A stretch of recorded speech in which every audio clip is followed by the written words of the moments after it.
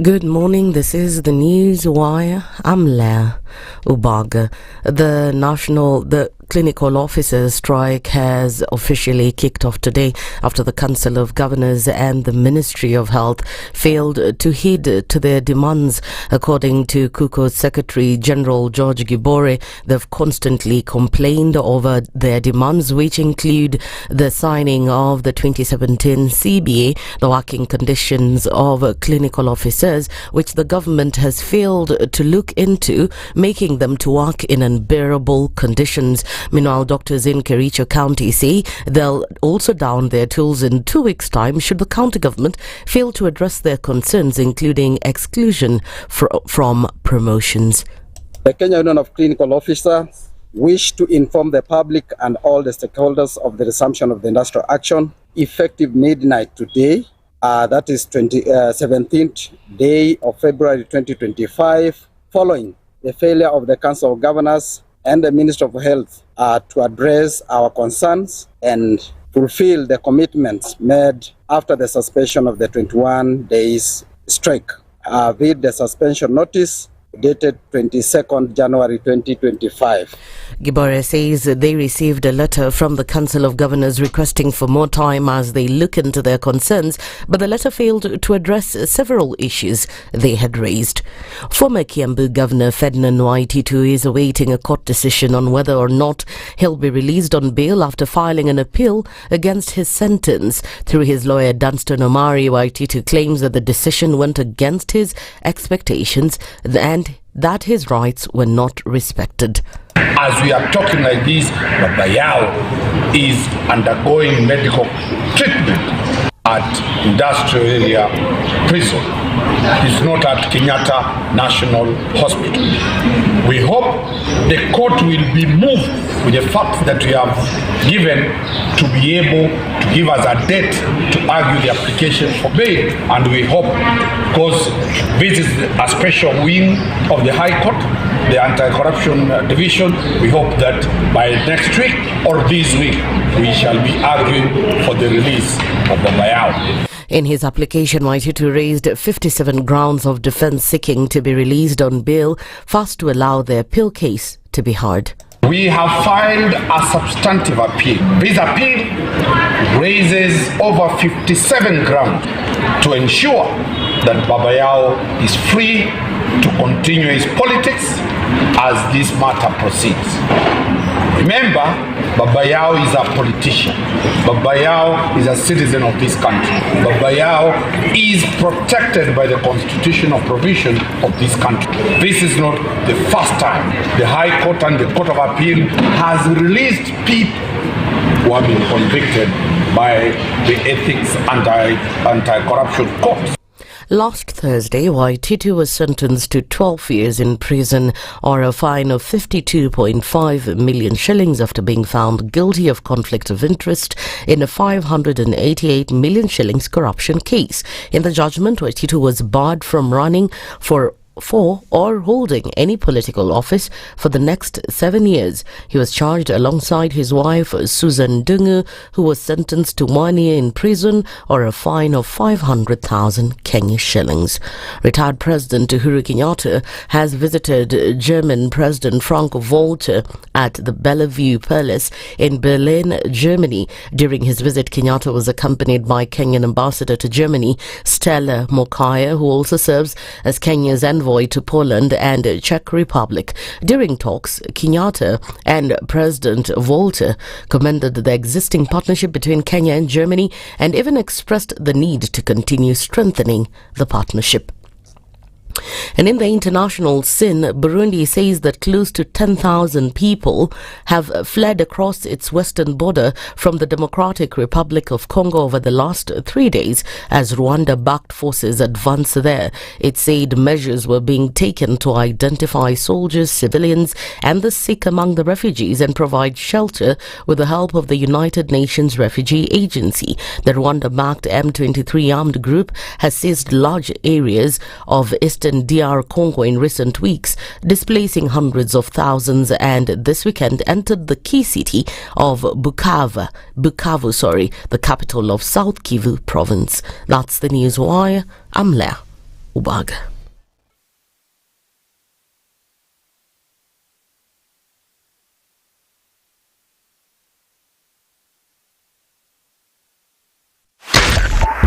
.5 Spice FM, Kisumu.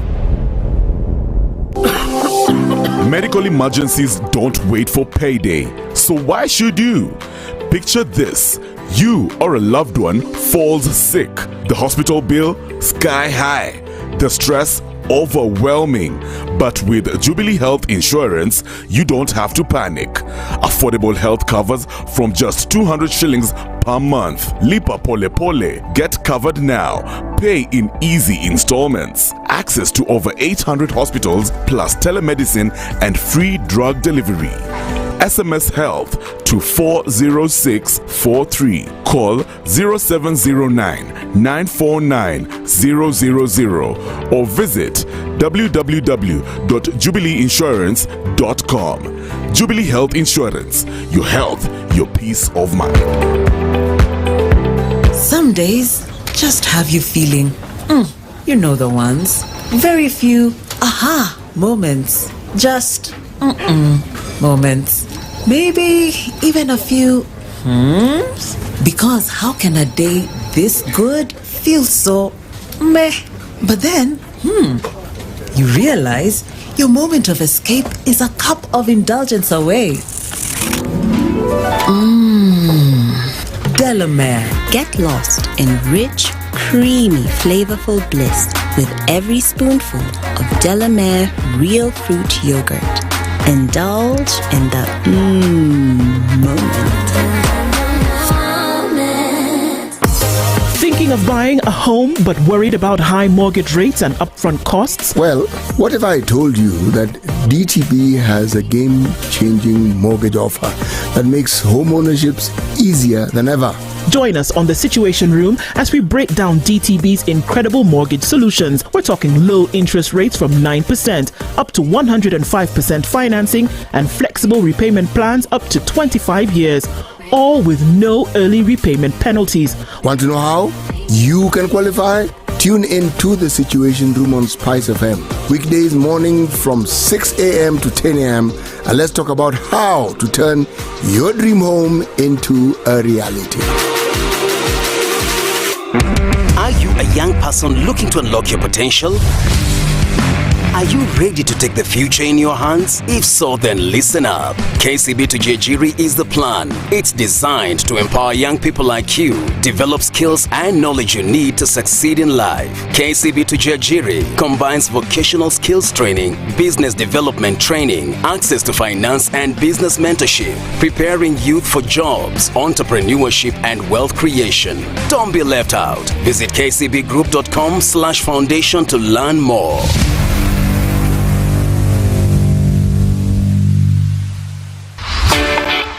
Running a business in Kenya and struggling with slow, expensive cross-border payments?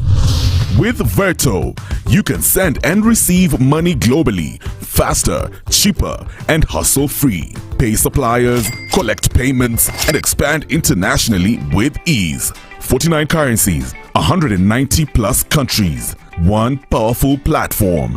Better rates, faster settlements, secure transactions. Global payments made easy. Sign up today at www.vertofx.com. Verto, your global business payments partner.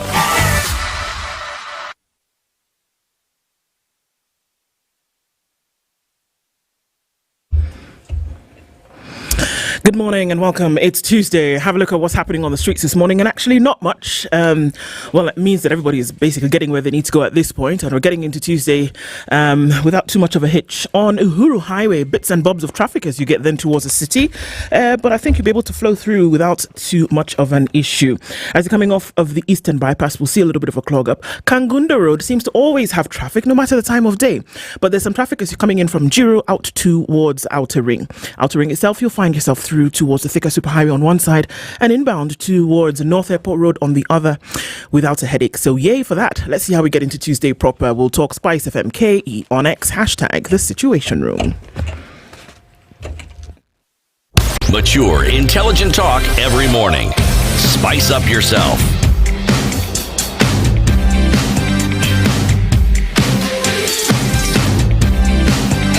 Mornings done right. 94.4 Spice FM, Nairobi. Good morning. It's the 18th of February. Did you know that? The 18th of February. Ankey, why are you below the surface of the... Am I too low? Yes, we cannot see you. Can you not? No. What happens? I don't know. We need to raise you up because we cannot see you. Am I just short? It's possible. It's possible.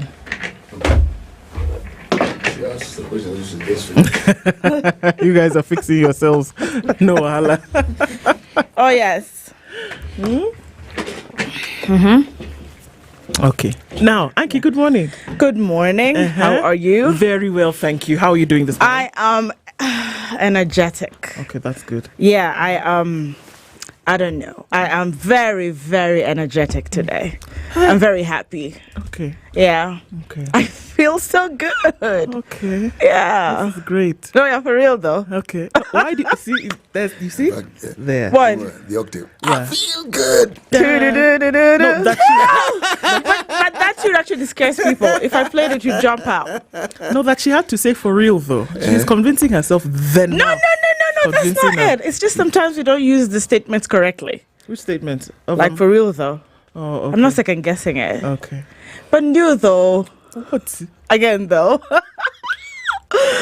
This is the doing of the Lord. Okay. Oh man, it's a new day. No, I'm this so is my excited. story. This is her story. And this is also her song. Exactly. This is my song, praising my Savior all day long. Happen. This is my story. What's going on? Mlienda choir school. Same. They're choir school. Okay. I'm just But allowing. what's wrong? You guys are not feeling the day? Okay, don't worry. Let's ask City how he's feeling this morning. City, how are you? Good. No, City, we're serious. I am very serious. Are you? I'm always serious. This is the loudest you can laugh. Me? Is it? Oh, I have a very loud laugh. Oh, you do? Oh, yes. It's almost explosively loud. It's gonna come. I have a loud voice. You have a gentle voice. Saizi imewekwa temperature control. Hey, you guys. Sour. It's the 18th of February. Good morning. Everybody's okay, I hope. Getting into the day properly. And look, when you live in Rome, sometimes you start to be... Who said good morning? Have you not ever heard anybody say good morning? You have not started this thing you did last year. Which thing? No. G. It's not me. You're the one who started the G. Never. I heard it from somebody. From who? People. See, these people who say such things. You see? It's not me. Wallahi. Where you guys hang out, I don't. Okay, guys. Abby, it's Tuesday. Ednah, good morning. Wave at us. Ednah is here. Very, very happy. Happy. Let's have a look at some of the conversations that we'll be having today, folks. Just before you take a break with your Delamere yogurt, I'm going to tell you about the conversations that we'll be having today. Today, I will be having the yogurt with lemon biscuit. I'm telling you, actual pieces of lemon and little bits of biscuit in my yogurt. It's going to be a fantastic breakfast for me, and it's going to be on the go. I'll be telling you about my moments later. What do you have? I have yogurt and there's lemon, but I don't have the biscuit you have. No, it's inside the yogurt. Are you sure? Mine is biscuit. Lemon biscuit. See, imeandikwa lemon biscuit. Biscuit. Biscuit. Oh, Okay. yeah. Biscuit was supposed to be mine, actually. This is biscuit. Okay. Yeah. So moments with yogurt. So you can have the actual real fruit. If you have the strawberry, real pieces of strawberry.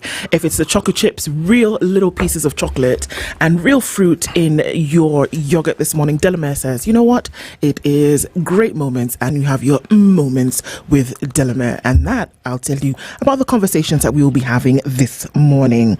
All right. Starting at 7 o'clock, the Member of Parliament for Kilifi North, Ombat, will be with us, and we'll be talking about majority versus minority.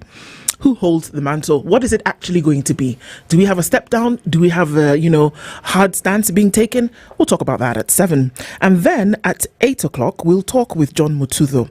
The issue of the drug abuse crisis in Kenya is a big one, and it does go across board. He is the managing director of Jomek Rehab Center and a former chair of NACADA. But, it's an issue for us to discuss, and we'll be doing that at 8. And then we're going to close it out at 9 o'clock with Kevin Nganga. Many of you have been asking, okay, so as a business, how do I get on the Virtual platform? What do I do? How do I... all those questions and all those insights will be looked into and answered this morning. He is the country manager for Virto, and we'll be talking about cross-border payments for Kenyan businesses. Those are the conversations that we have lined up this morning, and we will get into them proper. So I'll just give you that information now. Virto FX is a fantastic platform where businesses, small, medium, and large, can access the low fees, the affordable fees, no hidden charges, payments from business to business in 190 countries around the world with 49 different currencies to make sure that you then are able to have seamless transactions in your business. It's virtofx.com. Find out more right there, and also join us at 9 as we have that conversation with Kevin Nganga. All right, so I know that all of you guys are online this morning. How about we say hello to you real quick, shall we? Just saying always thank you for clicking in. Our live streams are up on YouTube. They're also up on Facebook and also up on X. Find us there. And of course, as we click into this Tuesday, here we go. Good morning, and saying a good morning to all of you as well. Good morning from Colchester. Good morning to you, Rahimtullah. Elizabeth Kamau is also tuned in this morning. She says it's another beautiful day, another great show. Indeed, thank you for joining us. Hello, team. A moment of silence to Njendi's family for the loss of 2 brothers. I mean, what's going on? It was quite a shock. Malava MP, and then soon after that, his brother in a matter of hours, and just a couple of days after the Baringo senator passed. Not a fun time. And we just pray that their souls rest in peace. King Dave says, wow, the joy of the Lord is inside SpiceFM. Indeed it is. Good morning from Ombaso. Good morning to you, Robert Mbogo. Don Saba wants me to ask CT a question. Were we going to have another handshake? CT, do you know if we're going to have another handshake? We're going to have mini handshakes. Bas. Even now, inside here, we can have a handshake. You have to be specific. Don was asking about the political landscape. Okay. I'm certain, but there will be very many handshakes. I'm sure that there are even alignments and realignments and misalignments. There'll be plenty of that. Indeed. Individuals folding this, moving to this. Plenty. Good morning, team, says Dominic. Good morning to you. Diken says he only has 24 left. 24 what? Do specify, brother. Good morning, kings and queens. Salimia Nyaboke, mahali yako, kitengela iko locked. She's just here looking at me. Very lovely. A good morning to you, says Eva. Good morning. Bwangi Juma is also tuned in. And my prince says, after Adish lost, the plan now is to change the constitution and make Baba a prime minister. Really? Okay. Karanja, we see you. Good morning. Dark Depois, Falcons, good morning to you too. Baba be given another assignment ASAP, says Zachary. Hey, everybody's having an issue. CT, Ndu, and Dorice, we are now targeting UN elections. Nothing is lost, really. No sooner than. I actually saw that. Yeah, there are quite a number of those, Guterres, not Guterres. Yeah, Guterres out in, a few years. It could be, look. And someone's actually, talking about if you guys are arguing about Baba's age, and as far as the AU series is concerned, well, how old is Antonio? That actually came up. If that was an age issue, for sure. Okay, there's somebody who's tuned in from Toowoomba in Australia, and that's Samuel, and he says, good morning. Good to have, that is my nephew. Oh, yeah? Oh, he's in Toowoomba? Yes. And Samuel is your nephew? He's my nephew. How about that? Yes. Oh, your uncle is here with us. I'm sure it's the same Samuel. How many Samuel Wanjes could live in Toowoomba, Australia? How many? Actually, Toowoomba. There could be more than one. More than Samuel Wanje? There could be more than one. Could be, because these names are similar. Called Samuel, Sammy, and he's in Toowoomba. So that must be another Samuel. So it's possible that it is not Sammy Wanje who lives nephew. It's just I had Samuel, nephew. Australia. No Wanje, not nephew, but he can be adopted. Okay. Sour. But I do have a nephew who is in Toowoomba, Australia. Okay. But we still It is acknowledge because him. of that nephew that I know that place exists. Oh, yeah. That's my point. Oh, that was my point. This whole time. That you never you hear Canberra, you hear Perth, you hear Northwest, but you rarely hear Toowoomba. So what are the chances that another Samuel Wanje lives in Toowoomba? That was my point. The pick for me is that they're actually listening in to Spice FM this morning. Well, Australia is far. All the way, Australia, all corners of the world. Good morning to all of you guys. Great. And may you be blessed from Boston. Thank you very much. It's Amen. freezing in Boston, says Washilokechi. And good morning lately, Ni hao from cold Shanghai. Good morning, everybody. I'm up and running from Kilifi County, says Abere. Ben Nyawide says, good morning, ladies and gentlemen. Trump is Ryla's age mate. Yeah, while we're talking about that. Changay, my beautiful people, from Ann Gore. Good morning, sister. Hey. Amesa Sava is also tuned in this morning, says Taveta is locked. Dorice is in high spirits today. Dorice. Oh, yes. Yeah. Oh, come. Did you call me? Yes. Dorice. The chef is also here this morning. Have you seen how I've ignored you? I love you for free. I invite you for breakfast at Cafe Tigu. On me, says chef. You can happy your place. We have been invited for breakfast. Where food rains. Carol, good morning. We love you too. And Kipto Nikki is also tuned in. Margaret Wanjohi says good morning. Everybody's just clicking in. Always good to have you in the room this morning. Asanteni sana for joining us. Ndu. Yes. Why did you keep that this particular one by Leo? Hello Princess Ndu, CT and Auntie D. Oh, Auntie D. I didn't even see it. Auntie D. Auntie is good. Auntie. Oh, you don't want to be called Auntie? Auntie, I beg. Sweet girl. Oh, yeah. Anyway, I love you, Leo.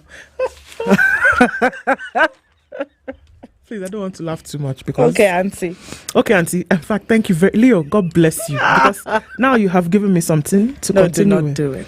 Don't worry. We just continue like that. Good morning, everybody. Again, thanks for joining us this morning. I remember that our proverbs have taken us this week to... Wait. It starts with an S. Okay. Lord in heaven. It's about what? Niger. Oh, yeah. Is it Niger or Niger? It's Niger. Niger? Yeah. That's the country. The country is Niger. The river is Niger. Niger. I'm a good student. Uh-huh. Oh, right. Hi. Yes, City. Well, hi to you as well. What is the capital of Niger? Niamey. Oh, sorry. Were you asking? Is it rhetoric or is it for the viewer? Is it for the listener? It's Niamey. Okay. So you can rhetoric all you like. It's actually Niamey. Be nice. Okay. You can rhetoric all you like. Be nice. Good people. Niamey. Mm-hmm. There's a book that was written by someone called Semben Usman. Semben Usman was many things. Cultural art. He was a filmmaker, but there's a book. There's a book he wrote, God's Bits of Wood. Yeah. That book is what introduced me to this part of the world. And the picture he paints, the story is about a railway line that traverses this entire region. You believe me, for me to remember that book, and I studied that book in 1977, okay? It tells you just the impact of knowledge and the impact of reading. He introduced me to that region because the book is about the region, how the railway line traversed that region, not one country, region. Anyway, the proverb: a lion will not give birth to a goat. No matter how you try, even if you wake up very early in the morning, even if this lion has been pregnant for 5 years,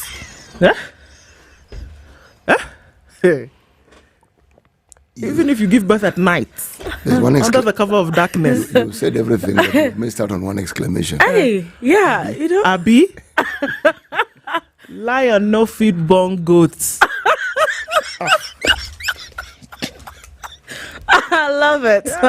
Abi? Is your Abi our Uwe? No, Abi is your Sindio. Oh, yeah. Okay. Sindio City. Abi. It's very true. Oh, that's a powerful one, though. Yeah, very powerful. Very powerful, indeed. I'll use that indeed. for someone today. Right. Your intentions are clear. Kabisa. Auntie, we have seen you. Don't call me auntie again. Okay, sorry. Not. Why are you harsh? See, let's look at the headlines because where we are going, we'll have problems. We will. Eddie, I beg, will you ask them if they've seen the other papers? Nation hasn't arrived yet. The other one, Business Daily, Pia, Ajakuja. But we're good, and it's okay because we have Kenya's bold newspaper. It's the Standard. And let me tell you the headlines in the Standard today. Taming Raila is right across the pages. Even before the dust has settled on Raila Odinga's loss in the African Union race, a push for his appointment as Prime Minister is gaining momentum.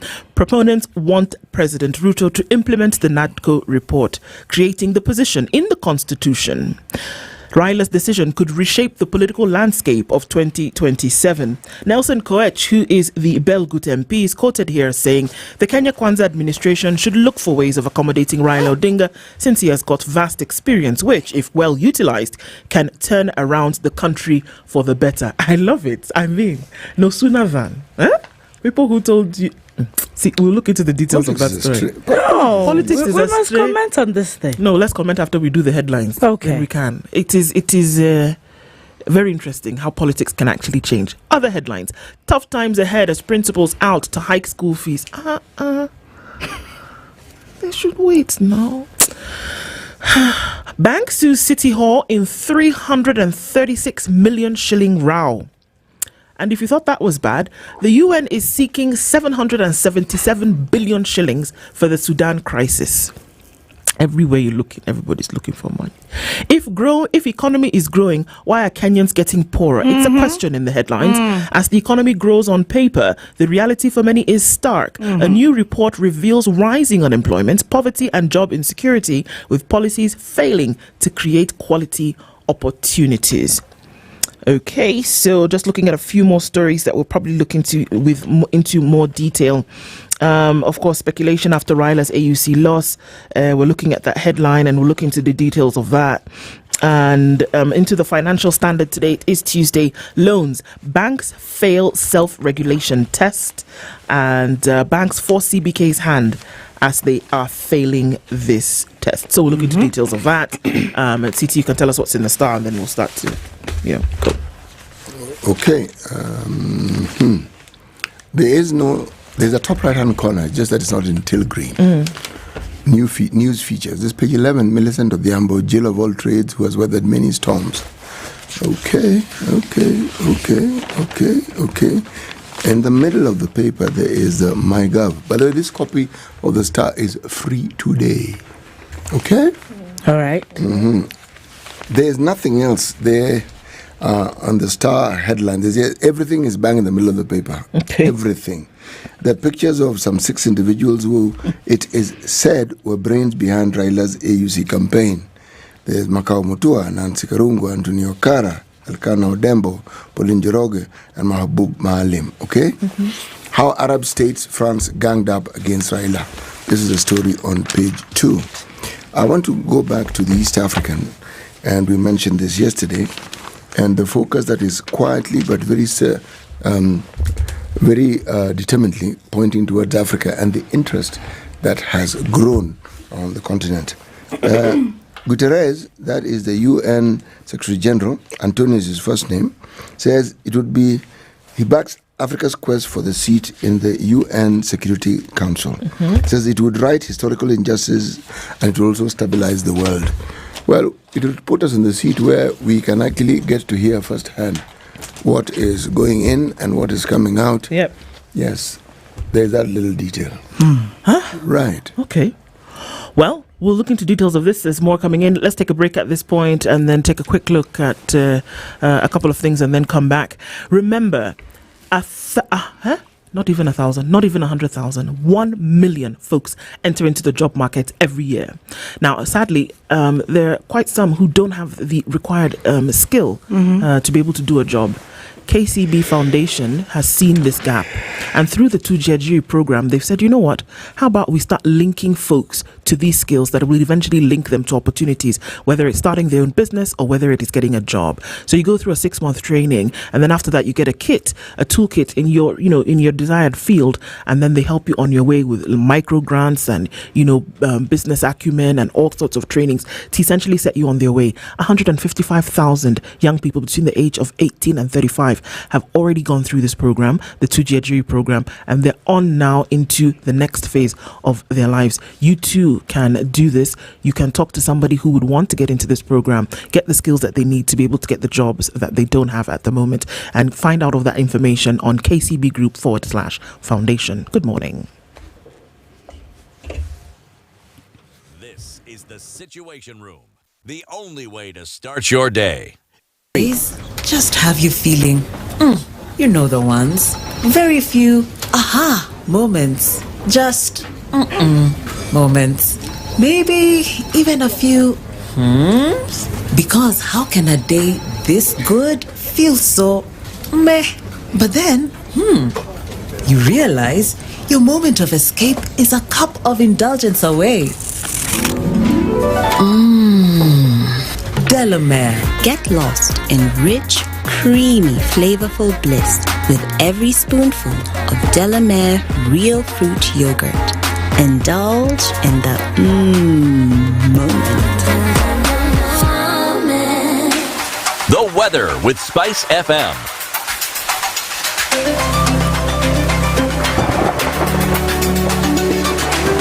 Cloudy conditions through Tuesday in Nairobi at 17. It's 12 degrees and clear in Nakuru. 9 degrees, pretty chilly in Nyeri this morning.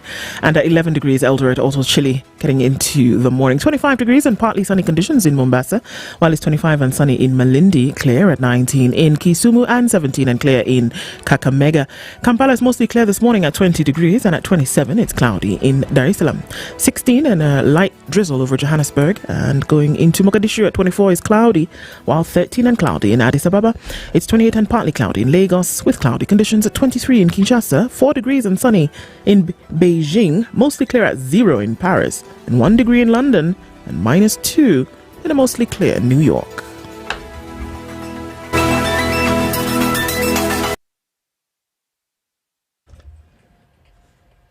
All right, a quick look at how things have changed in a very short while on the roads this morning. Coming in on the Eastern Bypass as you get towards North Airport Road, it's going to slow down just a tad with some traffic that's starting to build. Also on the Thika Superhighway, we're seeing some traffic at the Allsops Junction heading through towards Survey. And then right around Muthaiga Square, it's going to be a clog up as well. That has started to pile up this morning. Uhuru Highway is not looking too bad as you get towards the city. And then coming out of Westlands, we're going to see some traffic on Wayaki Way. James Gishoro for now still looks pretty good, and we'll see that crossover towards the Red Hill Link Road without much. But Limuru Road, we can already see the movement there. Magadi Road is also busy when we look on the southern side of the city. Getting on towards Langata Road is going to slow down as well. But we're going to keep an eye on all of this, and you're going to help us out as we talk Spice FM. KE on X, hashtag the Situation Room.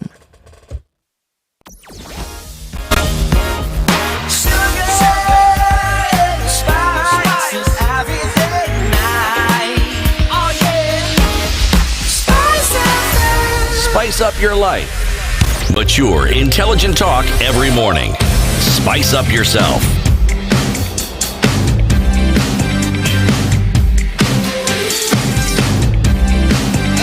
Mornings done right. 94.4 Spice FM, Nairobi. 26 minutes to 7 o'clock, and taking a look into the details of some of these stories making headlines this morning. Okay, so let's look at this speculation story, shall we? With his AU bid behind him, he faces mounting speculation over his future. He has been described as a master of politics with a wealth of experience, which cannot just be wished away. You can't just say, okay, well, because he went to the AU election and he didn't make it, then therefore his story is over. No, you can't just dismiss him like that. Former Prime Minister Raila Odinga made a quiet return from Addis Ababa, and concluding his, last 6 months of serious campaigning for this position. Since August, he's been, around the continent. Saw him travel to 20 capitals across the continent. So the votes, of course, were delivered, and he did not make it into that position. Now, opinion is divided, even as political analysts and politicians alike give scenarios on the path Raya could possibly take, including whether he will now work with President William Ruto in the Kenya Kwanza government or lead the anti-Ruto push. So some have anticipated that he may return to active politics, specifically back to the helm of his ODM Democratic Movement party that he handed over on an acting capacity. Others have stated that, the NADCO report ought to be implemented and create the position of Prime Minister, which would allow him to serve in that capacity. So he says, and I quote, "My plan is that I will go back home. I have so many things to do. When you go for a contest, there cannot be two outcomes. You can win or lose. In this, so this is one of them. So I'm not bitter. I'm very happy and still available to offer services to the continent in any other capacity." So of course everybody's saying, will he not? What will he do? Will he come in and take up his position in the opposition? What exactly is going to happen? Well, he said his plan is to come back home and do things, So we're not sure what that is, but everybody's saying, we hear Nelson Belgood saying, well, he should be given a position. You can't just wish him away. He's part of the whole plan. So it'll be interesting to see what happens in the coming days, whether he is or is not part of government. Mm-hmm. I'm just mesmerized by this headline saying that for some reason we should find a way to accommodate him. Yeah. This word accommodate him. And when you asked CT earlier, if, somebody commented and said, they want to ask CT a question, if there will be another handshake, he said there'll be several others, you see. Now, my point is, accommodate Raila Odinga. Well, he has lost elections, presidential races 5 times, and successfully vied, let alone the AUC. But every single time, we kind of have to find a way to accommodate him. I'm not sure how that politics play, accommodate him. For me, City, if you're not qualified for a job and for some reason the panel did not have confidence in you, and then we have to accommodate you, City, because you have experience. This is politics, huh? And the one thing that you will not find in politics is a straight line. There's what we see, and then there's what we don't see. These are the nuances in politics. What we think went on, what our colleagues in other media houses will cover and say, this is what I think. I was looking at the headline of the Nation's online, and they have an extremely interesting headline. This is what their headline says, that the many missteps that Kenya has had on the global arena, inside Kenya's checkered history of global missteps. Okay? Losing on regional and global stage. And the pictures of many Kenyans who have vied for certain positions on the global scale, and they haven't gotten them. I'm sure if I read the article, they will tell us of Kenyans who have vied for certain positions on the global scale and have gotten them. Right. But please understand that by the time someone qualifies to actually garner or to enter themselves for a certain race, it means they've qualified for it. That's why they're in the race in the first place. But the race is against not just individuals perhaps of equal, perhaps slightly less or even more experience or expertise, but it is now the politics that goes around it. Yeah. In many instances, you'll find that at the global level, there's been an understanding. For instance, in the UN, Secretary General position goes regionally, as in continents. Okay? And the only time that I saw it interrupted, is either when a Secretary General died through an accident, or in the case of Boutros Ghali, when his term came to an end prematurely and Kofi Annan stepped in because it was Africa's turn. Yeah. We in the AU have adopted something similar. Right. We determined, instead of this thing where everybody's fighting for the same thing, we more or less understand each other that this time it is East Africa. So let the East Africans figure out how they're going to go about it, and then let them figure out how they're going to try and get the rest of the continent behind them. Yeah. But it is Africa. When you look at even Olympics and the representation of individuals, it's the same thing. Certain positions, this particular part of the world must have a representative in the Olympic committee. There are several committees, but the highest echelon on those committees, you'll find a representative from the continent, and usually somebody who is known, okay, who has a history. Now, when it comes to the AUC, the Secretariat of the AU, you are talking about a continent that seems to be the focus of the rest of the world. So just pause for a second and ask yourself, how many interests do you think there will be in this particular race? Precisely. How many? There are many. Numerous. So whether you're talking about the US, whether you're talking about the EU, whether you're talking about Japan, China, Russia, there is one grouping that people always forget. I mentioned this yesterday, I mentioned this last week, and I mentioned it again, the Arab League. Oh, yes. What makes you think they don't want to be players? Remember the position of Djibouti, Gulf of Aden, Indian Ocean, right there. All the countries that have military bases there understand these things and then more. Okay? I'm simply giving you a background and a structure from which to understand that the things that we summarize in one sentence cannot actually be summarized in one sentence or even in a page. Very many moving parts, and the parts do not stop moving. Neither are they static, because those parts could take on a totally different persona. Yes, they can. As you move on. Yes. This is 2025 and we're in June. We're in February. Oh, wow. Who knows what could happen by June? Yes. Who knows what could happen by November? Or who knows? Yeah, that's the thing. Moving parts, and they're not static in nature. They continue to be organic. People will change opinions. People will take on a different, liking. People will take on a different side of the divide. Anything can happen. And we often think about politics as just being internally national, but they are actually international as well. The same politics that we see playing out here in Kenya play out on the global scale as well. So we can't ignore that. Very interesting. And remember, we are looking at understanding global politics or continental politics from our experience as Kenyans. Okay? That is the yardstick we use. That is our yardstick. Yeah. And that's why we went singing in Addis Ababa. I mean, over 100 MPs, governors, that's something we want to interrogate. Someone was saying that's a waste of taxpayers' money, but I don't know. They use their own money. I don't know. They said they use their money. Very impressive.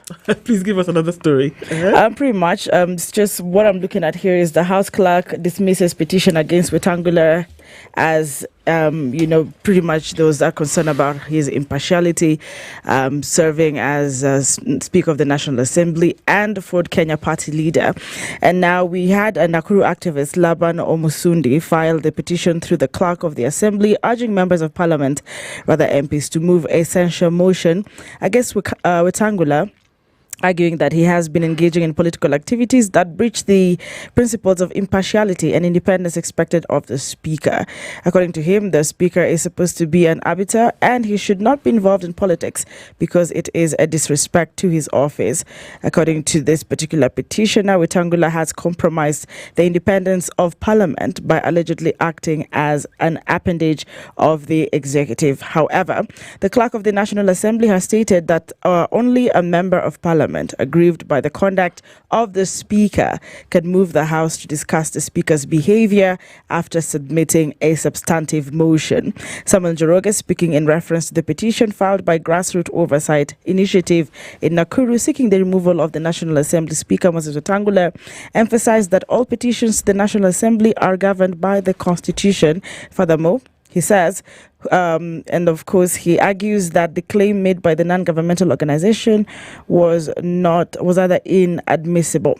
They're referring to Standing Order 87. I know we'll be having the Member of Parliament here, actually Majority Leader, and we might want to interrogate this matter. However, a number of Kenyans also responded and reacted to this in as far as the Speaker is concerned of the National Assembly. I don't know what you guys think, however, because we've been touching on politics and how it plays out. But at this point in time, Wetangula is even being accused of some utterances he made during President William Ruto's most recent tour in the Western Kenya. And of course, just saying that the Western region was behind Ruto's administration and that the region was Ruto's last line of defense against political acrimony for his rivals. Now, such things, I really don't know if the Parliament has really been there's those words, bought by the executive. We are expecting that the parliament is a supreme arm of government. They play very key roles of oversight, legislation, and representation. But there seems to be some little confidence as far as that, body is concerned right now, National Assembly. Yet they still represent us, don't they? You're a very polite person. Am I? I am not polite. Absolutely not. What do you mean polite? I was just... Because why am I sell-out group of individuals who call members of parliament. They are members of parliament. Utter turncoats. And I didn't say honourable members. Anyway, go on. They should just do what the court said, if you ask me. All this long story from here to tomorrow. Court said 1, 2. Do it. You did not hear them say that the court, in fact, was that Aaron Cheriot, senator? I heard what they said. He said that's an opinion like any other man's opinion. No, this is why the statement that CT made makes sense. Oh, yeah? Because how can you how would you imagine that what the court says is an opinion? Oh, yeah. I mean, for heaven's sake. And those are members. And those are people who sit in the parliament. Who make the... These are lawmakers. They're lawmakers. And you're saying such things. Oh, yes. In the public domain. Outrightly, yes. How on earth can we possibly describe you except in the vilest way possible? You are trivializing something that actually holds this particular country in a balance, the rule of law, and you're trivializing it for political expediency. And in the full glare of the Kenyan public, and it's supposed to be clever. And in fact, they say, watch your children and make sure they are not being very, disrespectful to elders, especially on social media. See, they say. Okay. They should do what the court said. They should do. There's no long Will they? But for how long? They will. They will? They will. They should do what the court said. They didn't invent this sort of... posturing that many people before them in many parts of the world, where because of a little power that you think you have has completely gotten to your head and is infesting it in all manner of ways, and you suddenly think you can just utter anything that comes to your mind, no matter how skewed it is, and you somehow imagine that you'll get away with big. Utterances in this day and age will damage you. Nothing is lost. It will be remembered for posterity, and it will be given context, and it will come back to bite you in places you wouldn't want it to bite you, and at the time you don't really want it to do anything to you, let alone bite you. It always comes back. This reminds me of the proverb yesterday, but yeah. Siti? Yes, please. Your story? I want to tell you a story. Once upon a time. No, happy story, yo. Ransom Fela Kuti. Yes, this is Ndu's cousin. Oh. Actually, his uncle. Me. There is news on page 10. Of which paper? The East African. Oh, okay. Guterres supports Africa's demand for permanent seat at the UN Security Council. Okay, this is the UN Secretary General. And by the way, he's older than Raila. Yes, just so that you know. He's not the only one. He's not the only one who's older than Raila. No, and he's leader, top leader. Yeah. King of Jordan is there. Has Paul Base, is still alive? No, he's not. Paul, he would have featured very nicely. He passed last year. At 92, he was still president. And he would have hung on to the thing for a little longer. Okay, Ankey, see? Had he stayed alive. See? It comes to an end. Yeah? Nigeria has a president. How old is he? Huh? Okay. The continent loses $75 billion in opportunities due to biased credit ratings, according to the Africa Peer Review Mechanism and UNDP.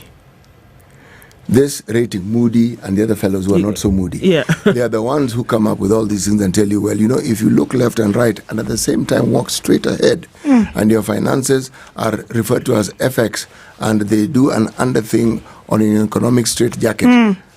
I say, okay, so what are you saying? It means your currency has been devalued, and as a result of that, you will not be able to buy what you're able to buy. Yeah. I do not blame them for doing what they do, because they do this at the behest of those who pay them. We have proven time and again as a continent that we are unable to look after our own interests, and so we more or less depend on others to do it for us. They will do it with a twisted eye and ear, and they will do it in a manner that benefits them. As they like it. So, of course. Absolutely. Yes, the continent has to grow up. We genuinely and honestly have to grow up. This conversation of so-and-so influenced us, yes, they have, but because we've allowed them to. Absolutely. Then you can come and decide as you like how they will devalue or debase your currency. Yes. And then you'll sit down and say, actually, yes, because Moody has said, so therefore we have to behave a certain way. They said we cannot come to the table. Even when we come to the table, we have to keep quiet. We cannot open our mouth. Yes. Come on. It's how we behave. Come on. People treat you how you let them. I was going to say that. Very, very great line of thought. And there's a lot of expectations now for the new AU chairperson, because you also mentioned the continent. You had his acceptance speech, really. That is João Lourenço, the president of Angola, yes. And speaking of financial autonomy, insecurity, he really spoke around a number of things, let alone climate action, etc. And I know all eyes are on him right now, leave alone the AU as just a body, him as the AU chairperson now. Easy. After his acceptance, but let's see how it goes. We have to support him. The moment someone is elected to that seat, it doesn't matter which part of the continent he comes from. He's now our person, and we must support him. You see, for instance, I saw a question that is being asked social media. If I can talk of any politician who has subscribed to the Constitution and obeys, yes, there are individuals who make very valiant attempts at actually living by the law. There are. But in this country, the problem is this. You're never quite sure. If their side is in government, then they will abrogate. Yes. The impunity that they will apportion for themselves is phenomenally immense. But the moment it is on the side of those who they oppose, then they will appear to adhere to the rule of law. They would appear. Okay? Appear. Yes, they will appear to. And they'll make utterances that give you the impression that indeed they are lawful people. Okay?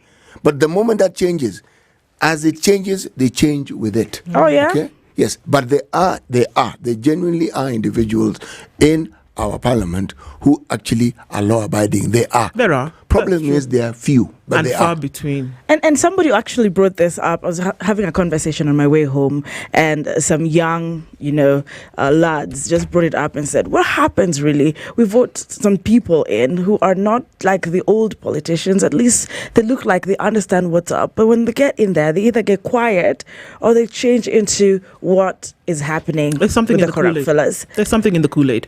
There is. Yes, as soon as you enter the gates of Parliament, you drink it. There's some air that blows into. Look, the thing we need to understand is that the election of an individual who you think will serve your interest doesn't end there. They have to be kept in check.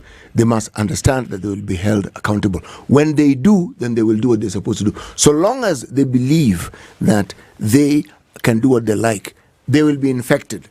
Believe me. They will. And they'll be as adverse and as negative as everybody else you see. It's terrible. They have to be kept in check for them to do what they said they would do, and for the character to remain as you saw it when you elected them. Oh, yes. Okay.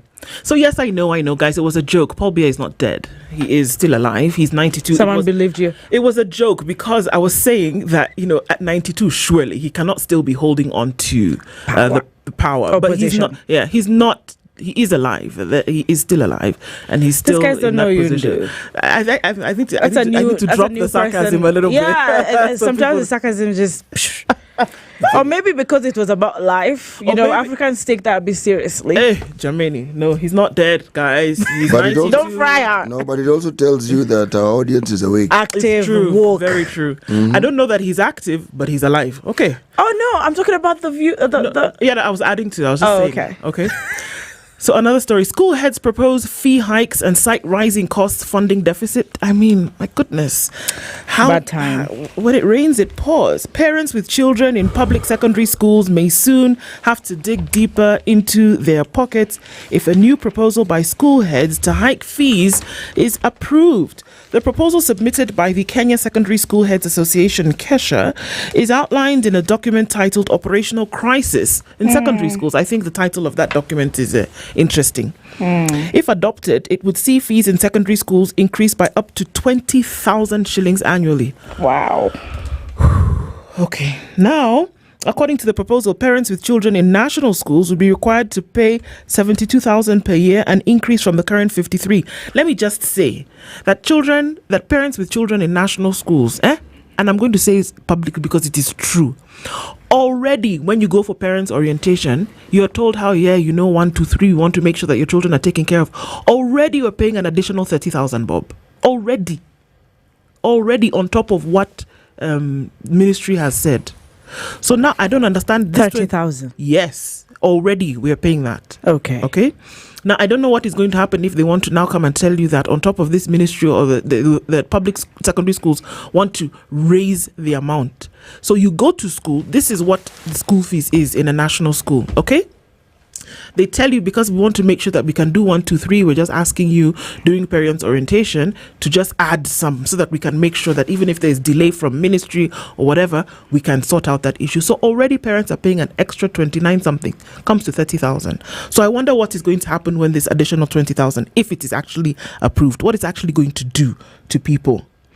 The school heads have called for the introduction of fees in day schools, which the government had previously maintained offer free secondary education. See that question you keep asking. Yeah. Is free education really free? It is a question. Now they're saying charge them in day schools. Mm-hmm. The proposal suggests that students in day schools pay an additional 5,372 shillings on top of the 22,244 shillings capitation provided by the government. Kesha argues that the current school fees set under the government guidelines no longer reflect the realities of inflation and the rising cost of food, utilities, and essential learning materials.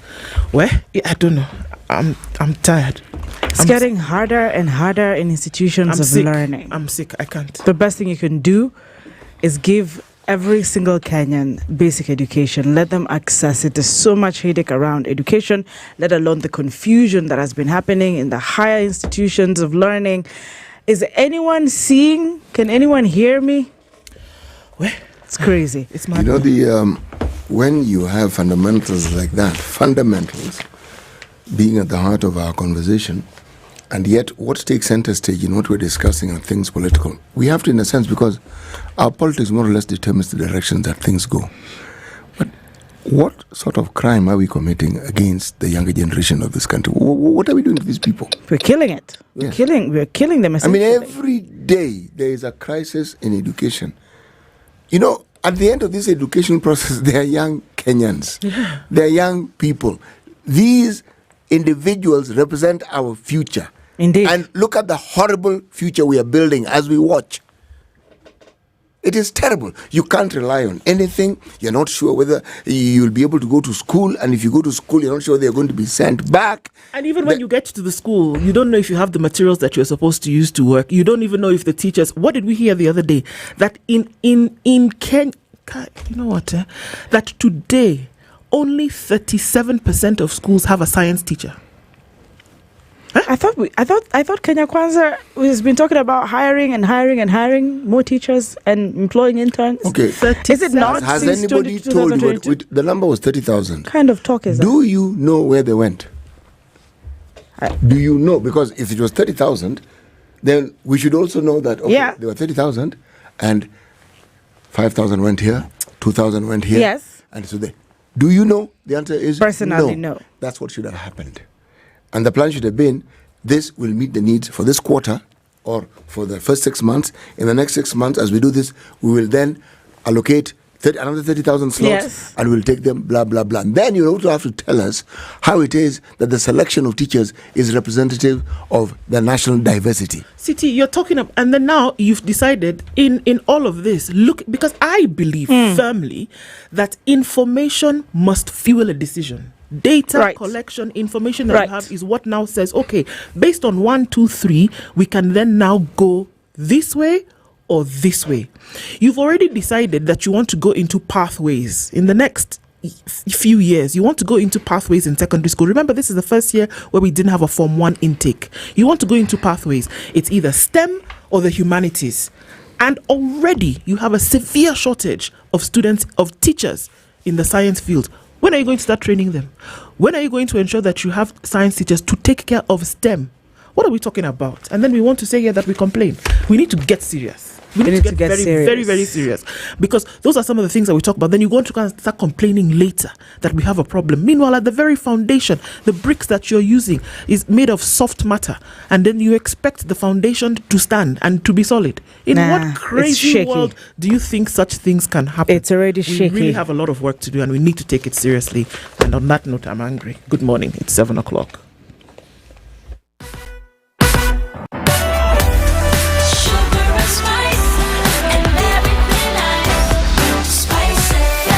Spice up your life.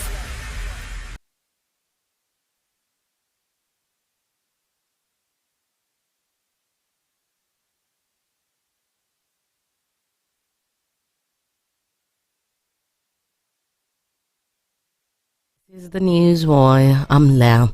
Ubaga, some of President William Ruto's allies, including Nandi Senator Samson Cherargei and Belgut MP Nelson Koech, have revived the debate on creating a prime ministerial position for ODM leader Raila Odinga following his defeat in the African Union Commission chairmanship election. The proposal, which is the outcome of the NADCO report, has seen Cherargei and Koech push for its approval, which will see the constitution amended before the next general elections. In the NADCO report, they have proposed a similar extension of term limit. My reasoning is very simple. You know, Kenya, we have perpetual political mood. Even as we talk today, it is 2 years into elections. But the campaign mood and the politics that is happening across the country, you can imagine we're having elections next week. So one is to create time for delivery. Number two is to stop this aspect of campaign electioneering period for the 5 circle years. And this comes as some residents in Nakuru and Eldoret regions are calling on the president to find Raila any position and work together politically until 2027, saying it's one way to bring balance to the nation. Hata watu wake wakipewa nafasi kwa serikali ni mzuri namna hiyo. Sisi nataka Kenya iendelee. Baba akuja apewe kitu kidogo, watu yake wapewe kazi, tuendeshe Kenya. Hatuna maneno, ni haki. Kwangu nimefurahia rais akimuunga mkono baba, na ingawaje tuliteresa, lakini tunakaribisha baba nyumbani na tunasema waungane pamoja na rais. Kwanza nataka kushukuru rais kwa sababu alisimama sana kidede pamoja na Prime Minister, aliyekuwa Prime Minister Bwana Raila, na nimwambie Raila asikubali kushindwa, asimshindane. Nataka rais wafanye kazi na Raila. A contradictory statement has been made by youth from Nyamira County who are calling on Raila not to work with President Ruto because he has failed to fulfill his campaign promises. We want to urge Baba not to back down as far as Kenyan politics is concerned, and it needs to come back and fix the mess it created. Baba needs to back up the coming Okoh Kenya team, which is having the likes of Matiang'i and other candidates who will help Kenya. Na tunajua ya kwamba ile spirit ambayo sasa iko kwa Wakenya, spirit ya Fred Okengo Matiang'i iko kwa roho za Wakenya wengi sana, na tuna imani kwamba tunaposhirikiana kwenda hapo mbele, Raila akiwa hapo aweke mkono kwa mheshimiwa Matiang'i. And Deputy President Kithure Kindiki has assured Kenyans that they'll continue to access seamless health services despite President Donald Trump having temporarily suspended all U.S. foreign assistance programs for 90 days. Kindiki also said that the government has resolved to continue engaging with the U.S. to ensure the continuity of U.S. aid-funded programs. Our objective as government is to make sure that no decision that is made by our development partners affects the quality of healthcare we provide to the people of Kenya. So we are making all necessary contingency decisions and arrangements to ensure there will be no disruption of services. Health services are set to be affected across government hospitals after the clinical officers' strike officially begun from midnight. KUKO Secretary General George Gibore said that the Council of Governors and the Ministry of Health failed to address their long-standing demands. The Kenya Union of Clinical Officers wish to inform the public and all the stakeholders of the resumption of the industrial action effective midnight today. That is 17th day of February 2025, following the failure of the Council of Governors and the Minister of Health to address our concerns and fulfill the commitments made after the suspension of the 21 days strike. With the suspension notice dated 22nd January 2025. That's the news wire. I'm Leah Ubaga.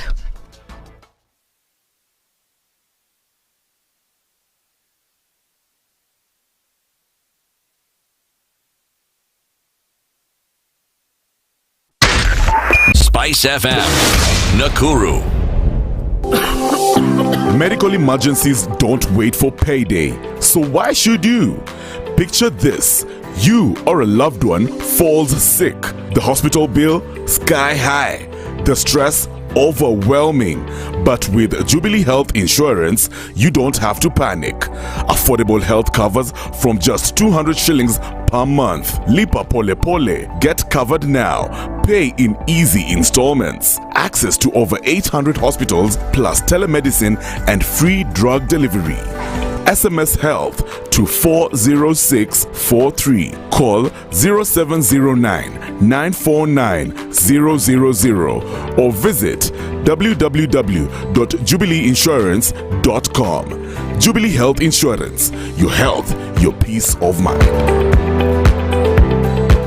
iPhone 16 Pro free. Sugar and spice and everything nice. SpiceFM. Spice up your life. Mature, intelligent talk every morning. Spice up yourself.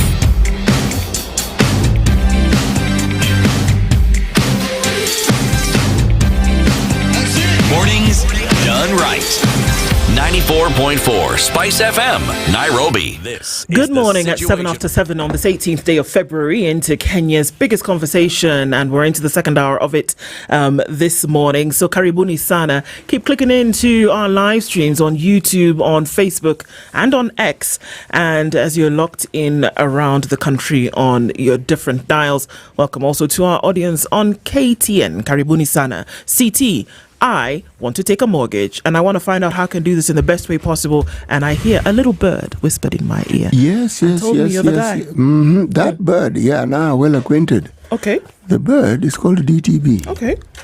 DTB mortgages.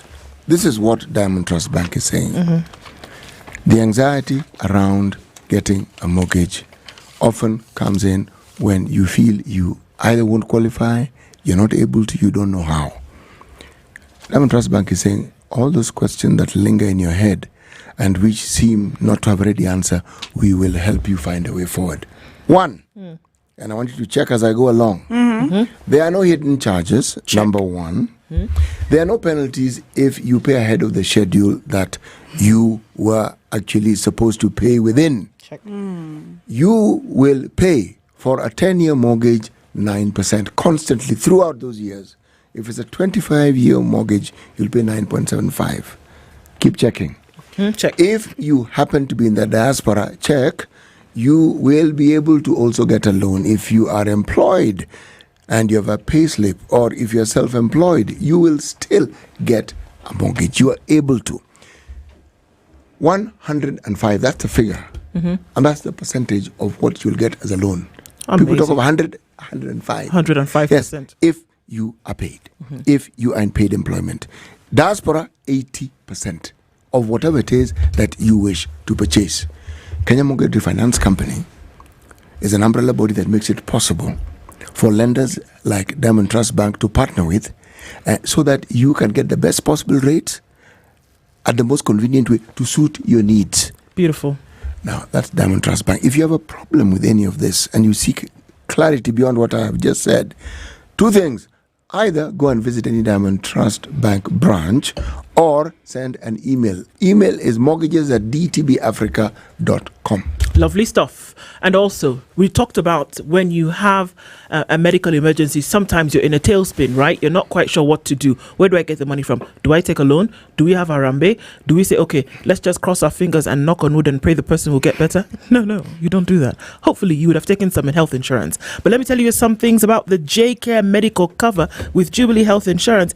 It's best for families and individuals. It's the most comprehensive cover. You have an average of about 95,000 shillings per year in benefits. Inpatient cover check at 500,000 to 10 million shillings. Outpatient cover from 50,000 to 200,000. Covers pre-existing and chronic conditions, includes dental, optical, maternity and wellness programs. And there's free telemedicine consultations. It's the J Junior Medical Cover for children aged between 0 and 17. Also, when you have premiums of 35,000 shillings per year, inpatient cover from 500,000 to 10 million, outpatient limits from 50,000 to 200,000. It covers immunizations. That's a big thing. It covers pediatric checkups, annual medical checkup, as well as telemedicine. Telemedicine is the one where, you call the doctor, they say, okay, what are your symptoms? Let's see if we can fix you. So now imagine all of this you can actually do with the Lipa Pole Pole, and you don't need to pay a lump sum out up front, right? So Jubilee Health Insurance has a wide network of over 800 outlets in the country, plus options for international treatment and overseas referrals. What do you need to do? You must send an SMS HEALTH to 40643, or you can call 0709 949 000. Visit www.jubileeinsurance.com. There are ways to go about this. There are ways to do it. Let's go. All right, and here we are this morning getting into our conversation for this hour. Mheshimiwa Owen Baya is here. Good to see you. It's been a while since you've been here, and notwithstanding, there are very many issues that require attention and a lot of stuff to be looked into. The Member of Parliament for Kilifi North is here with us, so we'll be looking at majority minority issues. What's going to call the day. So Mheshimiwa, good to have you here, and let's say Happy New Year. We were told that you can only say Happy New Year until the 14th of February, but for you, we'll say it anyway. Happy New Year to you guys. Karibu sana. Asante sana. You've been well? Very well. I thank God for good health and everything. Indeed. Yes. Karibu. Asante. And we welcome you properly with today's proverb. Siti is going to share that with you, and then you can tell us how you would interpret that today. Yes. Karibu sana. Asante. Mheshimiwa, karibu sana. Asante Siti. Habari ya Kilifi? Mzuri. Kilifi ni kuzuri kabisa. Watu hawajambo lakini. Hawana neno. Asante. Yes. Our proverbs for the whole of this week come from the Republic of Niger. Okay. Mm-hmm. The lion will not give birth to a goat. The lion will not give birth to a goat. Yes. I think that's an apt proverb, that whatever it is must be what it is from the original.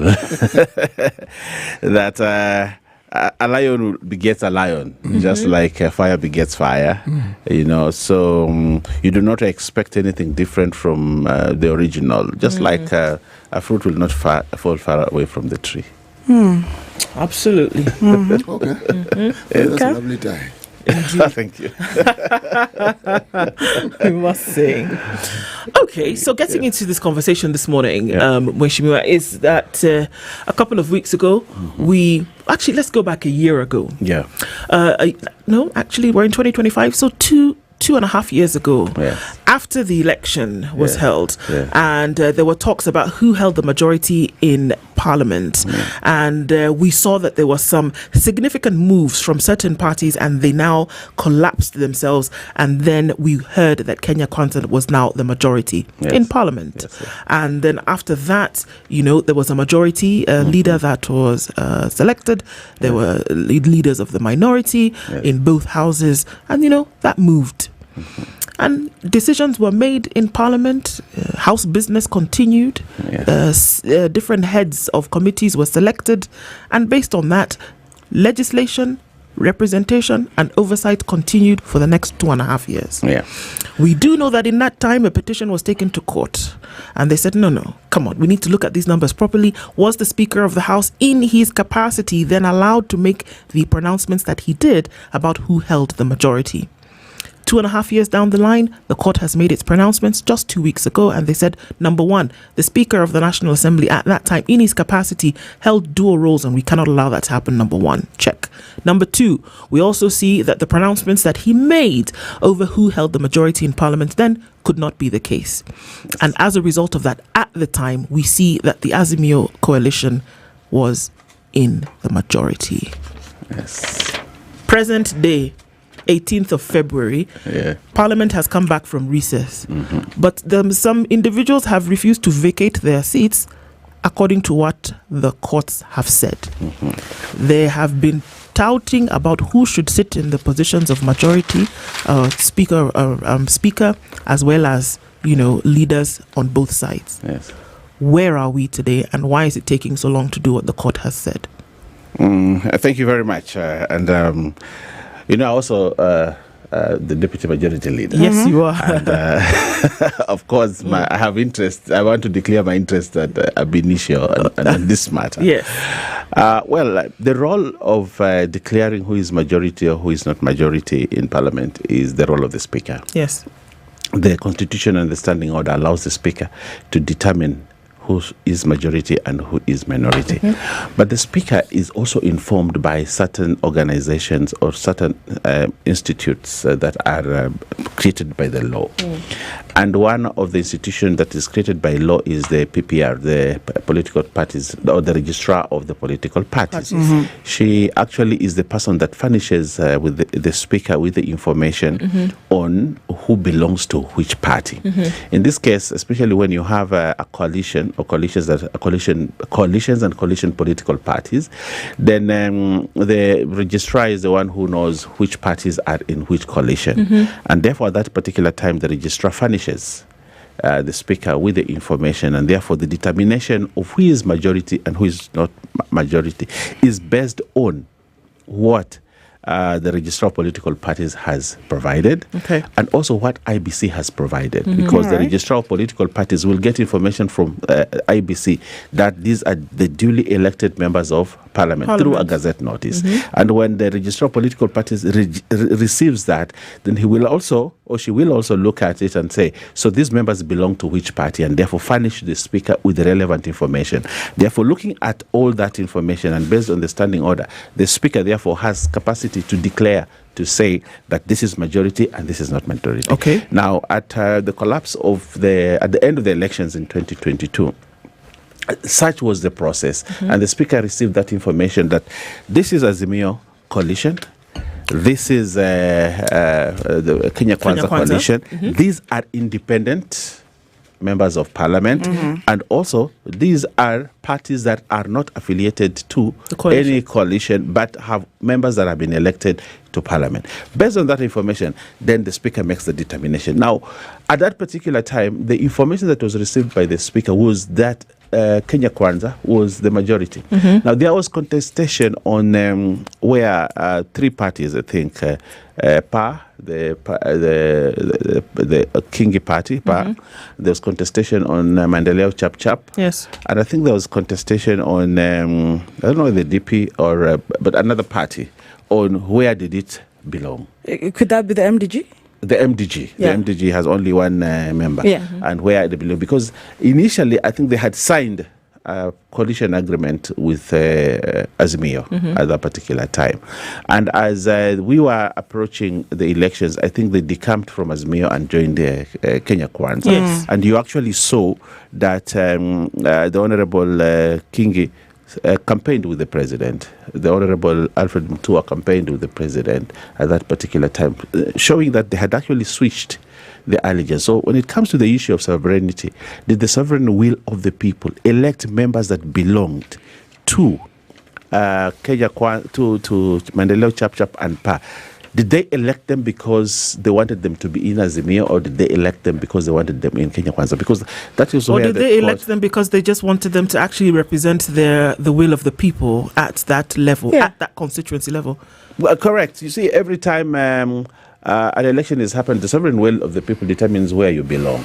And you see, election is a very dynamic thing. They will put the picture of probably, if I'm in a PA, for example, I will put the picture of Raila Odinga on my poster and my party leader and my picture on it and say, this is where I belong. And therefore, when I'm elected at that particular time, when the sovereign is cast at that particular time, is cast on the basis of where you belong in terms of your political coalition. So the sovereign will in this country is actually determined by such. And therefore, the will goes this side or that side, depending on where you have said you belong. And at that particular time, when we were actually going for election, Kenya Kwanza affiliation included PA, MDG, and the Alfred Mutua party, Maendeleo Chap. And therefore, the Speaker made the determination based on the coalition agreements deposited and those that had withdrawn at that particular time. Is it possible for us to separate what the people of Kenya actually want Yes. From what individuals who are joining parties at that particular time wanted? Because I think those are two significantly different things, and that we often want to marry them, whereby they have nothing to do with one another. I think we've established that when there are political moves, very rarely do they take into consideration the will of the people at that point in time. Who people are affiliated with is something very different. And that's why we saw the moves that we did. Who people are affiliated with and not what the people necessarily want. Because much more people want food. People want water. People want roads. People want schools. People want hospitals. At that point, they don't really bother whom you're affiliated with. Very well put, and I like that. You see, how is the sovereign will of the people determined in this country? The sovereign will of the people is determined in this country by certain factors, and one of them is political parties. It determines the political will. Which party has the best manifesto? Which party is saying what? And sometimes is the allegiance of the people to a particular party. There are places, for example, if you look at the elections in the United States, there are certain areas where presidential candidates will never even go. They will not go to places like Maine. They will not go to Arkansas. They will not go to Mississippi. They will not go there because they know the sovereign will of these people belongs to the Republican Party. There are other areas, the I think the northern part of the United States where the sovereign will is already determined. They will never vote Republicans, they will vote Democrats. And that is how sovereign will is separated from this party to this party. In this country also, it is also almost on the same. You know that where Raila Odinga belongs, there are certain regions that they will vote, whether he came to campaign, whether they know him, they have seen him, they have not seen him. The sovereign will of the people will be determined on that aspect. And therefore, what politicians say and what they do, and that is why there are campaigns, and that's why we go out there to campaign, to try to tilt the wheel or to tweak the wheel to move either this side or that side, depending on what is agreeable with the people. And therefore, when it comes to political parties, and it comes to coalitions, most of the time, you realize that they try to sway the sovereign will to a certain area. Therefore, when members of parliament are elected, they are elected, the sovereign, I want to call them the sovereign, the people elect, or the sovereign elect people based on their manifesto, based on their affiliation to the political parties. And therefore, at that particular time, the Speaker was right to declare that Kenya Kwanza was the majority because the numbers showed. And I still ask the same question today. Even when Azimio says that, we are majority, I ask them, where are your numbers? Because it's a question of numbers. The numbers as elected in the National Assembly, where are their numbers? Okay, tell me what your interpretation of what the court said then the other day in terms of at that time with the numbers that were shared. Because the court's determination was that Azimio was actually in the majority at the time. Where do you think they got that from? No, the court erred. Oh, the court erred. And that is why there's an appeal that has been lodged. Yes. Because the High Court erred on determination of the three-judge bench made a mistake. Yes, they erred. And I can say that without fear of contradiction. Would you share details? And that is why we have an appeal We are challenging their facts. Which facts are you challenging? Because the question is, details. When you want to determine who is majority, who is minority, the word majority connotes numbers. The word minority connotes numbers. Yeah. So who has the numbers? Those numbers are determined by certain facts. And if you look at the facts on the table, you will see that at that particular time, Kenya Kwanza had the numbers. Azimio did not have the numbers. And even today, the determination that was made by the Speaker 2 weeks ago is based on numbers. The question is, when we go to court, yes, you can look at all these other things. But if we are 4 of us here, yes, if we are 4 of us here, and you want to, if we put a vote on something, and you see City and yourself vote in a certain way, and I vote in a certain way, the numbers are clear, very clear. These are 3 against 1. Yes, all right. And there's no tie. And therefore, when the court rules that, the question that we must ask the court is, how did they arrive at the numbers? Well, because if the court made a pronouncement, what I wanted to see is the court said, Azimio is this number. Kenya Kwanza is this number. The other thing that the court and therefore, based on that, then Azimio is the majority. The other thing that the court said, Mheshimiwa, and repeated it, yes, is that the Speaker did not provide evidence to support the decision that he made. That is what they said. They understood what was said, they said, but there was no evidence provided to support that decision, because according to the Political Parties Act, yes, all these coalitions have to be registered with the registrar of political parties 120 days before a general election. Yes. Now the question is, if you wish to withdraw from the coalition, what does the Political Parties Act say? And if indeed the parties that you say were in Azimio but decamped, is there evidence that they decamped? Because if there's a process of joining and registering, there must be a process of deregistering. Did they follow these processes? And this is the thing that we're talking about. If I can just link an issue, because we saw, and this is the thing, the court did not err in terms of their pronouncement, because their pronouncement was very clear that the process is what was flawed. And we have seen, not just in Kenya, but around the world, where an entire election has been nullified because the process, the channel that was used is what was unconstitutional. And by virtue of that being flawed, the entire process and your pronouncements then become illegal. Now, if I can just read very clearly what was stated by court. By assigning the 14 MPs from MDG, UDM, PAR, CCM and MCCP to Kenya Kwanza Alliance without evidence of post-election agreements or justification, and declaring Kenya Kwanza Alliance as majority, the Speaker acted arbitrarily and violated Article 101 of the Constitution. It was not a matter of numbers. Yes. It was a matter of process. And just allow me to also, because I want to bring this in, when Speaker Wetangula brought in his ruling on this matter, he actually said the court decision on House proceedings, in his perspective, according to the Speaker, he cited post-election agreements that were filed with the Register of Political Parties as a key factor in determining the majority state, according to his perspective. Post-election agreements. No. You see, the court is very clear about numbers. I think I like that, because the court comes back to the 14. Yes. Okay. From the 5 parties? Because it is the 14 that, from the 5 parties, that was to determine which is majority, what is minority. Yes. The 5 parties themselves declared themselves, or through letters to the registrar of political parties, that they had withdrawn from Azimio. And they did that even before the elections, and post-election they declared that they were in Azimio. And I think one of the parties is UDM, the one that is led by Ali Roba.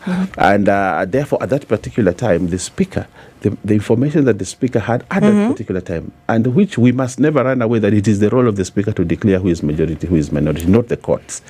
And therefore, the Speaker at that particular time furnished with the information that he had and armed with the information that he had, declared that Kenya Kwanza. Did he present the information in the Assembly while he was making the pronouncement that he had the information with him? To be fair, because this is what the court said, that at the time of that announcement, that he did not present those documents, which is required by Article 101 of the Constitution.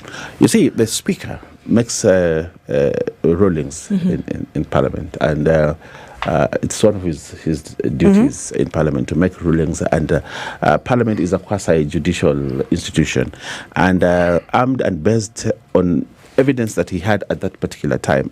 And I wish also the court had made available the ruling by the Speaker, because if I can remember, it was one of the longest rulings that had all the information. And also, it should be understood that Parliament is has no deficit of very good legal minds. We'll come to that. Yes, very, very good legal minds that both from the chamber and also the staff. And based on the information that he had and based on the evidence that he gave in his ruling, a very detailed ruling, at that particular time, Speaker Wetangula was right to declare Kenya Kwanza the majority. Which particular time? You keep talking about this particular time. For the sake of the listener and the viewer, we had that particular time, and then we had his most recent ruling just the other day. So which particular time? Because immediately after elections. All right. Immediately. When I say at that particular time. How about the recent one after the court's declaration, where he actually insisted and actually declared that the status quo remains unchanged, KK 165 members, Azimio 154 numbers. That is the current numbers according to the Speaker now. In fact, the current ruling was not even, I couldn't even call that really a ruling. All right. Because what he did, the Speaker communicated the information as provided to him by the Registrar of Political Parties, which is in public domain. I think the Registrar of Political Parties wrote a letter which is in public domain, which states which parties belong to which coalition. And in fact, interestingly, if you look at the letter that was provided by the Registrar of Political Parties, the recent one, it says that the parties of UDM, I think PA, Mandeleo Chap, are not affiliated as of now. I think they withdrew their affiliation. They are not affiliated to any political parties. And therefore, the 14, which was the point of contention, is not even part of the 165 that Kenya Kwanza has. If you added the 14, Kenya Kwanza will move to 117 something. As therefore, at this particular time, Kenya Kwanza is majority based on the original. The very original. That is the status quo that he's referring to. Yes, that is the status quo that he's referring to. And therefore, at this particular time, in fact, Kenya Kwanza is very strongly in the majority without question. Okay, we keep running away from the issue of process, but we're going to come back and we're going to bite into that just a little bit more. The MP for Kilifi North constituency is our guest this hour, Honourable Owen Maya, and we're having that conversation about the majority and the minority, who actually does hold the mantle. It's a numbers game, but also looking at other numbers games that are played out in Kenya today. 1 million people into the job market every year. A high number of those don't have the skills that they require to connect them with opportunities, with jobs, getting into business. So KCB Foundation, through the 2G Ajiri program, has said, you know what, 155,000 people so far have been trained and they've been put into the job market. We can do it for more. 267 million shillings is the amount of grants and loans that have been given out to people who finish this course and then have been able to get to start their own business with the toolkits that they require. You can too. Youth between the age of 18 and 35 can get in touch with KCB Group /Foundation and find out how you can get to be part of the 2G Ajiri program and join up those numbers and connect skills with opportunity. Good morning. It's 28 minutes to 8.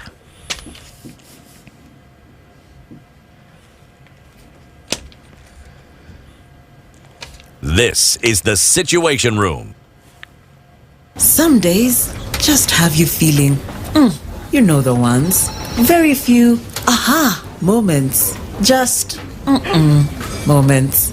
Maybe even a few Because how can a day this good feel so meh? But then, you realize your moment of escape is a cup of indulgence away.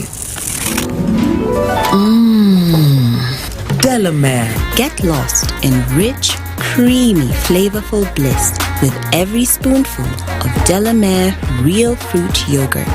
Indulge in the moment. Medical emergencies don't wait for payday. So why should you? Picture this. You or a loved one falls sick. The hospital bill, sky high. The stress, overwhelming. But with Jubilee Health Insurance, you don't have to panic. Affordable health covers from just 200 shillings per month. Lipa pole pole. Get covered now. Pay in easy installments. Access to over 800 hospitals plus telemedicine and free drug delivery. SMS Health to 40643. Call 0709 949 000 or visit www.jubileeinsurance.com. Jubilee Health Insurance. Your health, your peace of mind. Thinking of buying a home but worried about high mortgage rates and upfront costs? Well, what if I told you that DTB has a game-changing mortgage offer that makes home ownerships easier than ever? Join us on The Situation Room as we break down DTB's incredible mortgage solutions. We're talking low interest rates from 9% up to 105% financing and flexible repayment plans up to 25 years. All with no early repayment penalties. Want to know how? You can qualify? Tune in to The Situation Room on SpiceFM. Weekdays morning from 6 a.m. to 10 a.m. And let's talk about how to turn your dream home into a reality. The weather with Spice FM.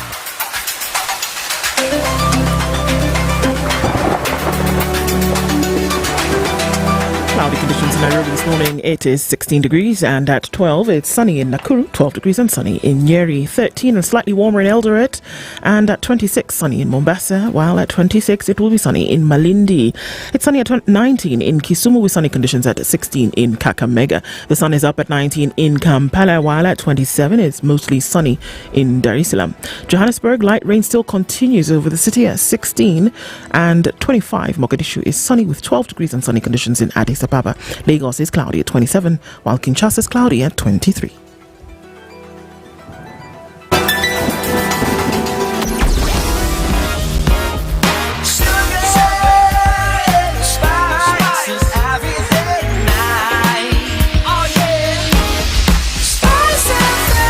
Spice up your life.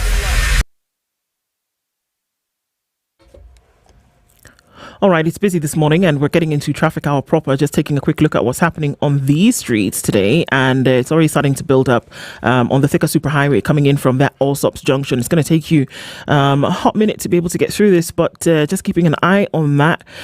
Through towards Survey, it's going to be bumper to bumper. Also then coming off of Langata Road, there is some traffic as you then head out towards the city. That's very heavy as you get towards the Nyaya Stadium roundabout. And on the Eastern Bypass, traffic is also starting to build up as you get towards North Airport Road. Some traffic coming off of Outer Ring as well this morning. Limuru Road is busy, and we're looking at that interchange between the Northern Bypass and then coming in towards Ridgeways out through Kiambu Road. Busy as well. We're in traffic hour, folks. Let's try to keep things moving this morning. We'll talk to one another. Spice FM, KE on X, hashtag The Situation Room. Mature, intelligent talk every morning. Spice up yourself.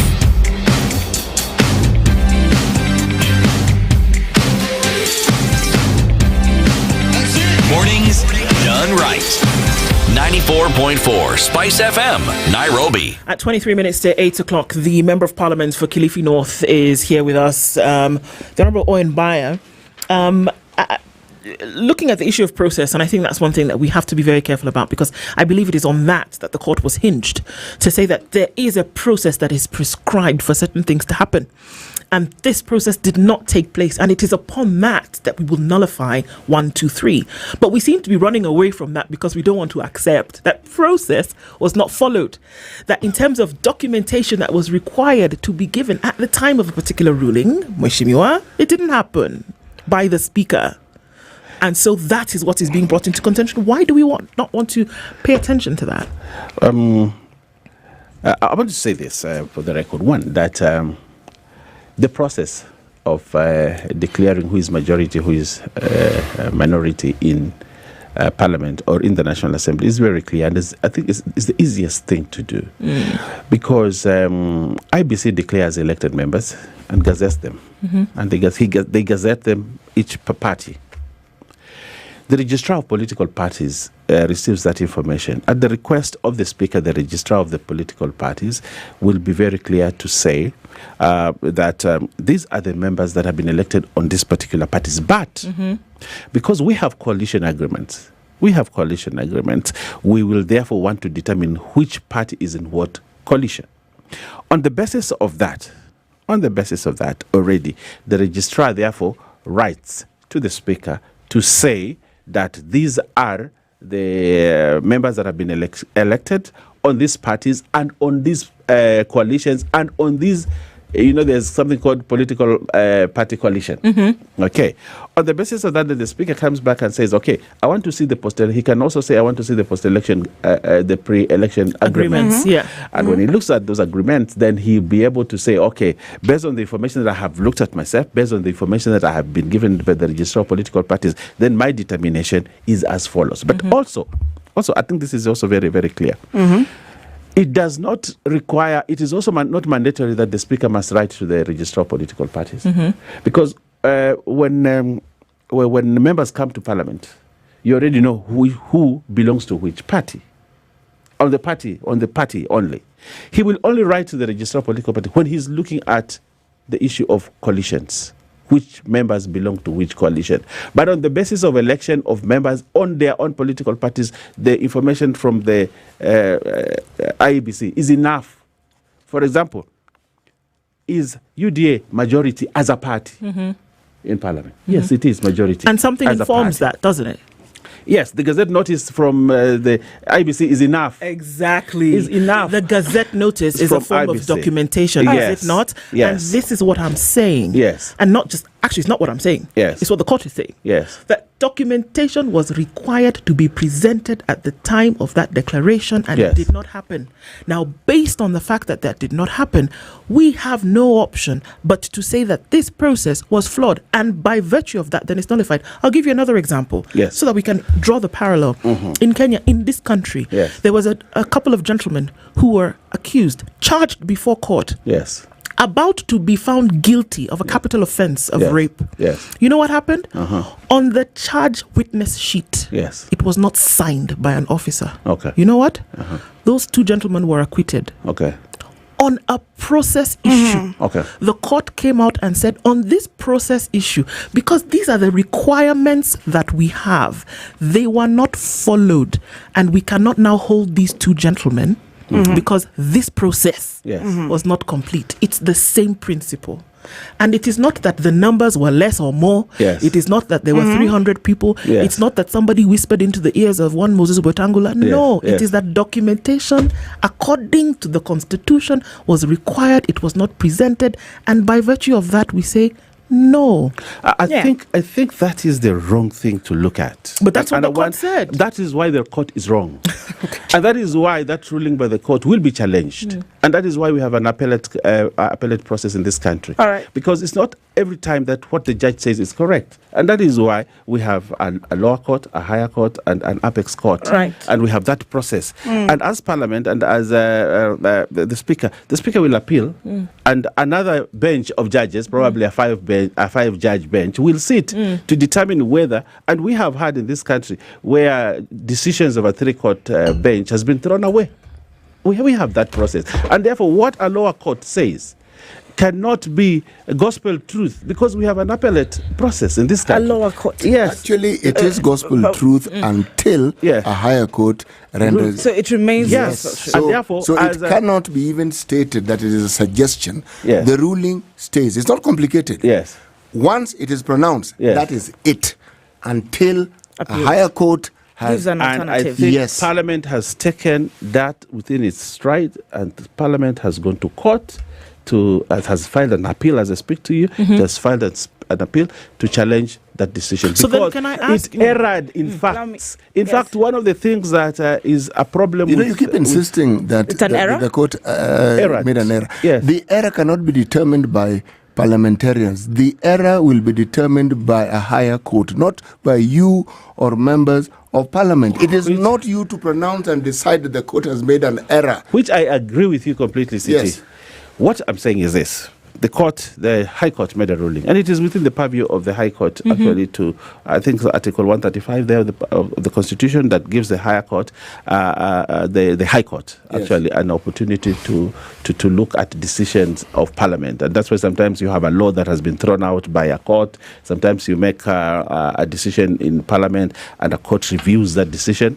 It is there in law. It is there actually in the Constitution that the High Court is given power to review some of the decisions in the area. But it does not mean because it was a 3-judge bench, they made the correct determination. And what I'm saying this, and I want you to separate what I'm talking about and what you're saying. Yes, court made a decision which we respected.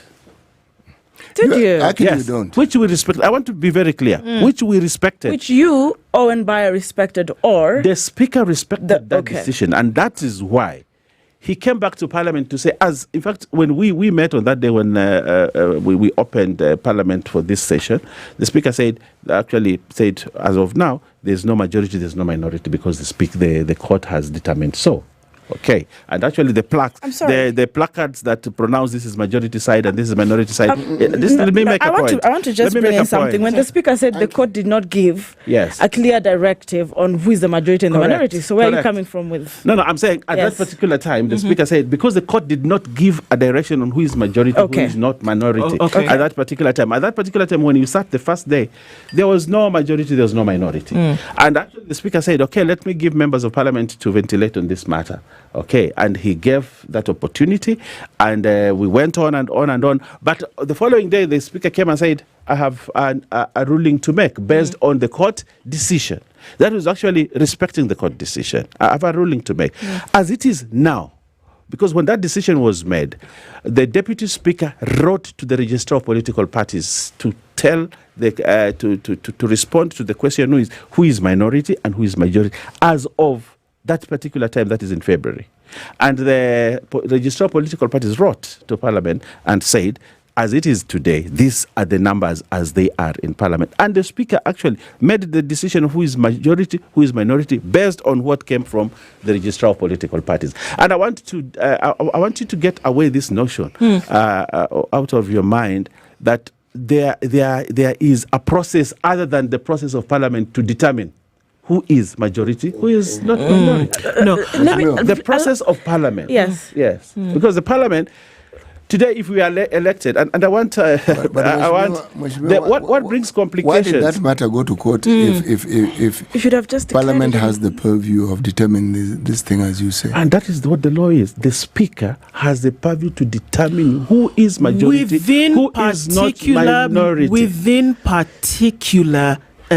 particular requirements. It's not just go ahead and do what you want. That's why a constitution exists. That even as you do have the power to do certain things, that you must do so within certain requirements. That there are certain elements of a process. If we want to make yogurt, which I'm going to give you later, for example, and we want to say that you are using milk, will you bypass a certain process? If you do, you don't get yogurt. You get something totally different. And that's what the court was saying. That there are certain elements of a process which you must abide by. And if those elements are not, if you don't abide by that, the elements of that process, it makes the entire thing unconstitutional. I entirely want to agree with you on that, and I want to challenge you. I want to challenge you on one thing. Give us the process.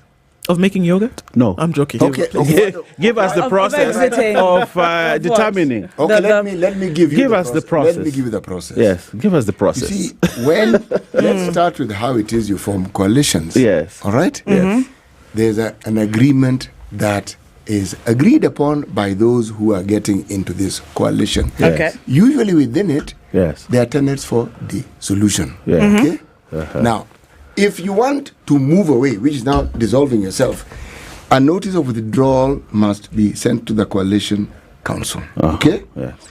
Upon resignation, the party must notify ORDP within 7 days. That's number one. Yes. Now, the members cannot, at the same time of withdrawal, immediately join another coalition. I'm just reading what it says, okay? And then all parties concerned in that coalition must agree. Oh, yes. Must what? For this action that's going to be taken. No, I'm listening. I'm listening. The process. Yes. Once they have agreed, then letters will be written at that particular point in time. Remember, the majority we are speaking of was not this one we currently have. It's when it was first formed. That was what was taken to court. 2022. That's when it was taken to court. Yes. Okay. So the decision that was made then. It means somewhere along the line, some of these things were not followed. But what Mheshimiwa is saying is they have now been followed as we speak. After the fact. Yes. The decisions and the process that was supposed to be followed have now been followed. But as you say correctly, after the fact. Now, I want to say this so that we clear the doubts. That you see, that process is purely a process of the registrar of political parties. Okay, it is not a parliamentary process. Completely. It does not involve parliament anywhere. Parliament will be a consumer of that information if parliament requests for that information. If parliament does not request for that information, it just becomes information that the registrar of political parties for newspapers and media houses to talk about. Form coalition parties? Parliament does not form coalition parties. And the coalition parties and the majority and the minority is what we're discussing here. Yes. So we cannot dismiss the office of the registrar of political parties as though they're a non-entity whose participation is not important. Without it, you cannot have these coalitions. Especially because as a result of the process that these registrar of political parties goes through, that end result information is vital to the next decision that you will make. And I just want you to ask clarify. a small question. Yes. Because you see, we are going around something that is for me, is a very mundane thing. Okay. You know, when does Parliament require that information? Only when there's a dispute. Only when there's a dispute. That is when Parliament requires information from the registrar of political parties. Because Parliament is an independent arm of government.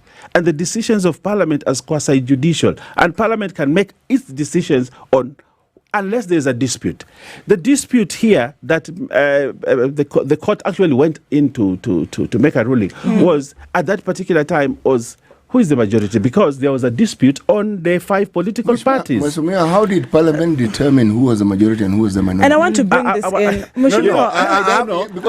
There's something I really want to bring in here. You seem to have a parliamentary practices. Something that you may not have information on. Honorable bias. Have I made a statement or asked a question? Let's ask the question and have that answer. Yes, because I want to be very clear. Yes. One, Parliament is a quasi-judicial institution. And the Parliament makes determination on matters that are within its purview, that are matters of Parliament. One, the determination on whether this is majority or this is minority is the job of the Speaker.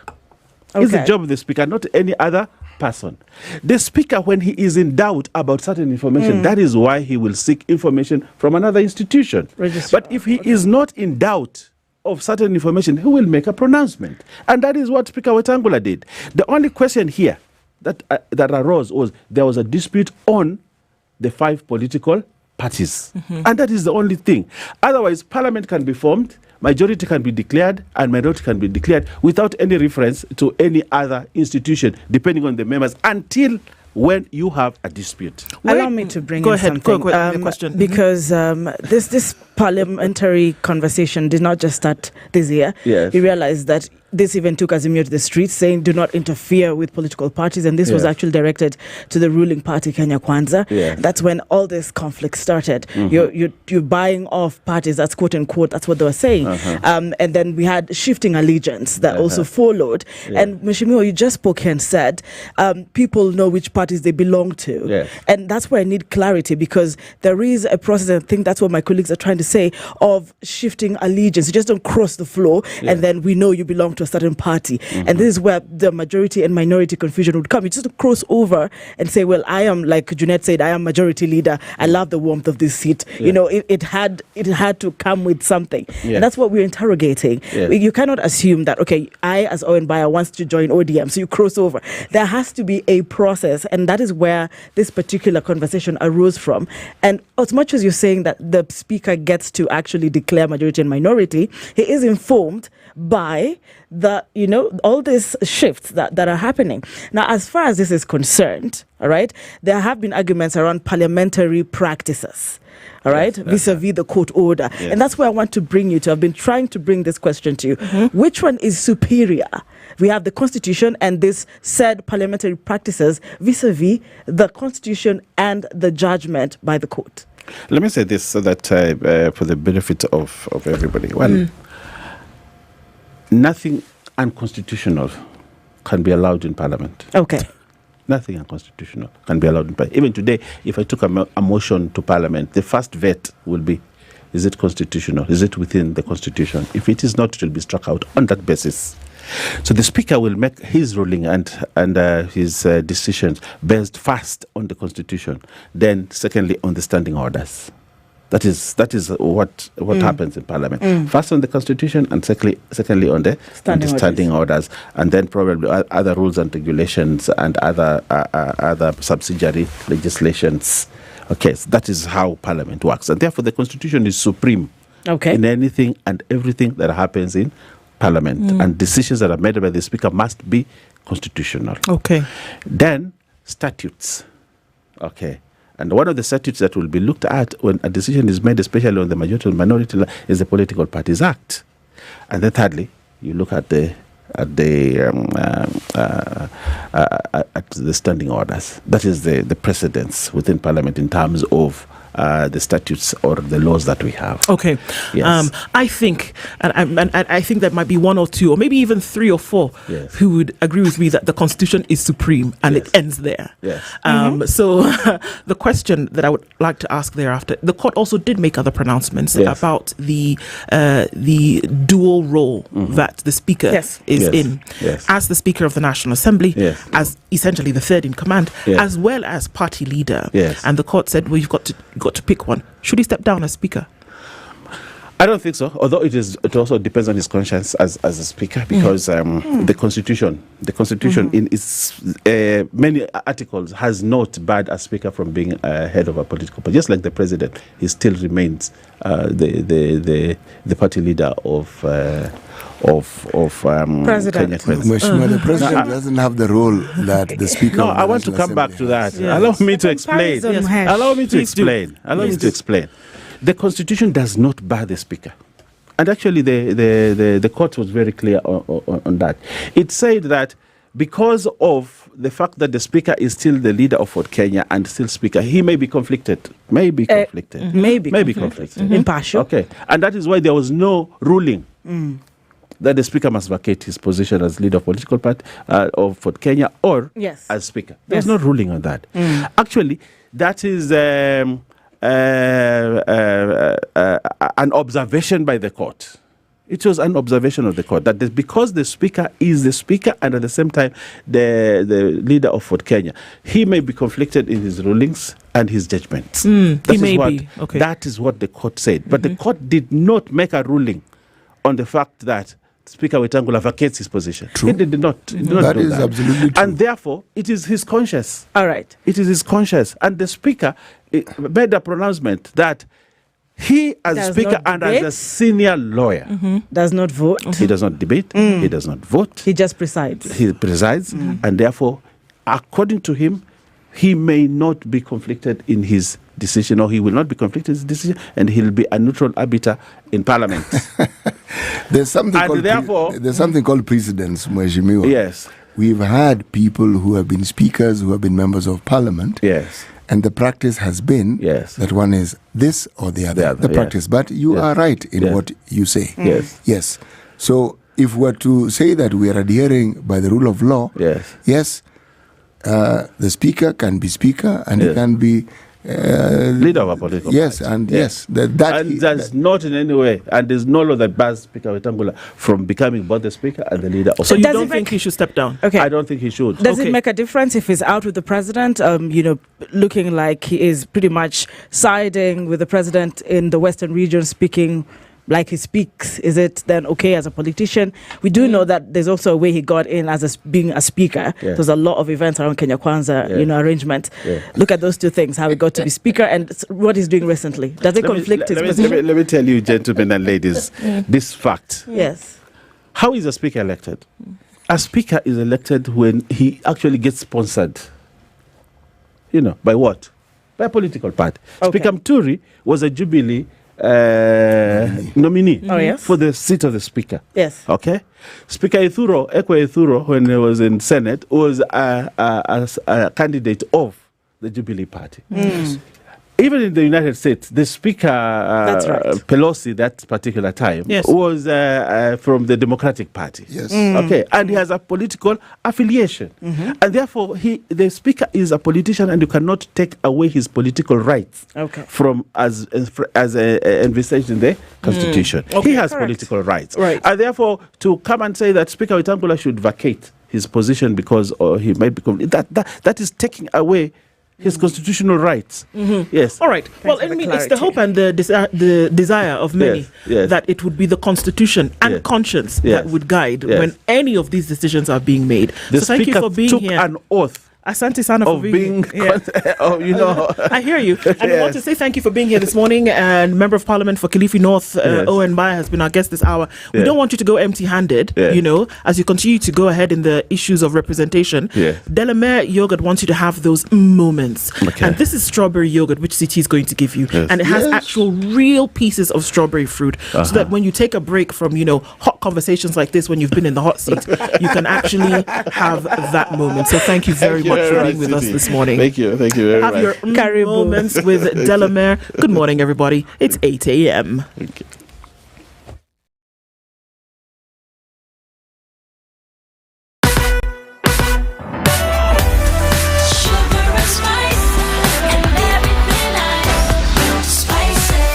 Spice up your life.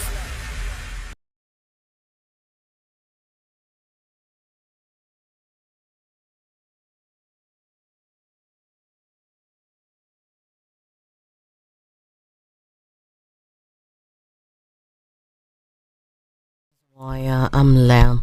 Ubaga principals of secondary schools have submitted a proposal to the Ministry of Education that, if adopted, will see parents pay up to 27,000 shillings more to keep their children in school. The proposal follows inadequate capitation funds by the government, which has forced schools to rack up huge debts. Kenya Secondary Schools Heads Association says that the capitation, which was last reviewed in 2018, has not only been reduced but does not take into consideration inflation over the years. MPs and senators are set to resume parliamentary sessions today from this afternoon. This is the first session for MPs since they travelled to Addis Ababa, Ethiopia, where they accompanied Raila Odinga for the African Union Commission elections. At the sessions, opposition MPs are expected to discuss the AUC elections as well as respond to the dismissal of the motion to remove National Assembly Speaker Moses Wetangula from the leadership. Earlier, some MPs had declared their readiness to support the motion to remove Speaker Wetangula following his controversial decision to maintain that Kenya Kwanza are the majority party despite the court's ruling that the position was illegal. The motion, tabled by Grassroots Oversight, was rejected by National Assembly Secretary Samuel Njoroge on grounds that it did not meet the legal requirements. In his ruling, Njoroge explained that only MPs present in Parliament have the legal authority to initiate a motion to dismiss the Speaker. In addition, MPs and senators are expected to be given the opportunity to condole and also have a moment of silence following the death of Malava MP Malulu Injindi, who passed away yesterday at the Aga Khan Hospital.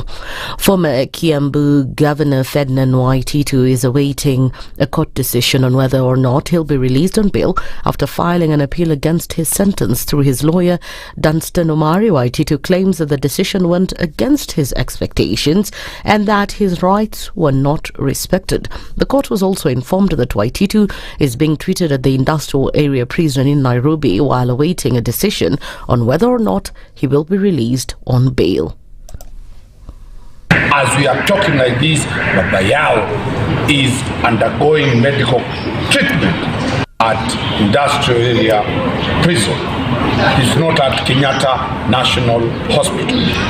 We hope the court will be moved with the fact that we have given to be able to give us a date to argue the application for bail, and we hope, because this is a special wing of the High Court, the Anti-Corruption Division, we hope that by next week or this week we shall be arguing for the release of the Bayao. In his application, Wairimu raised 57 grounds of defence seeking to be released on bail first to allow the appeal case to be heard. Last Thursday, Wairimu was sentenced to 12 years in prison or pay a fine of 52.5 million shillings after being found guilty of conflict of interest in a 588 million shillings corruption case.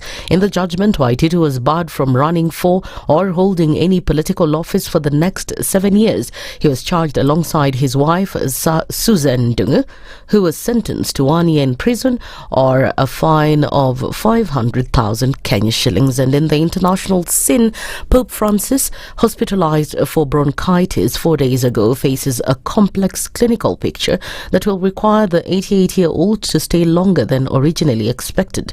The Vatican said after initially cancelling events through Monday, the Pope's weekly Wednesday audience would not go ahead either. The results of the tests carried out in recent days have demonstrated a polymicrobial infection of the respiratory tract that has led to a further change in treatment, and the Pope is on oxygen. That's the news wire. I'm Lea Ubaga.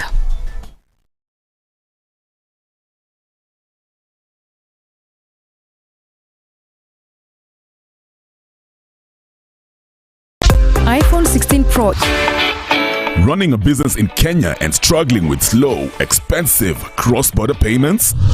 With Verto, you can send and receive money globally, faster, cheaper, and hassle-free. Pay suppliers, collect payments, and expand internationally with ease. 49 currencies, 190 plus countries. One powerful platform. Better rates, faster settlements, secure transactions. Global payments made easy.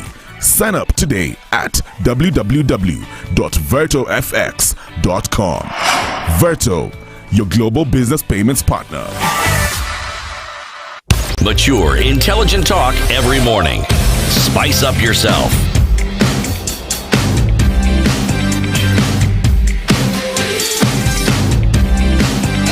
Mornings done right. 94.4 Spice FM, Nairobi. It is 6 minutes after 8 o'clock into the third hour of Kenya's biggest conversation this morning.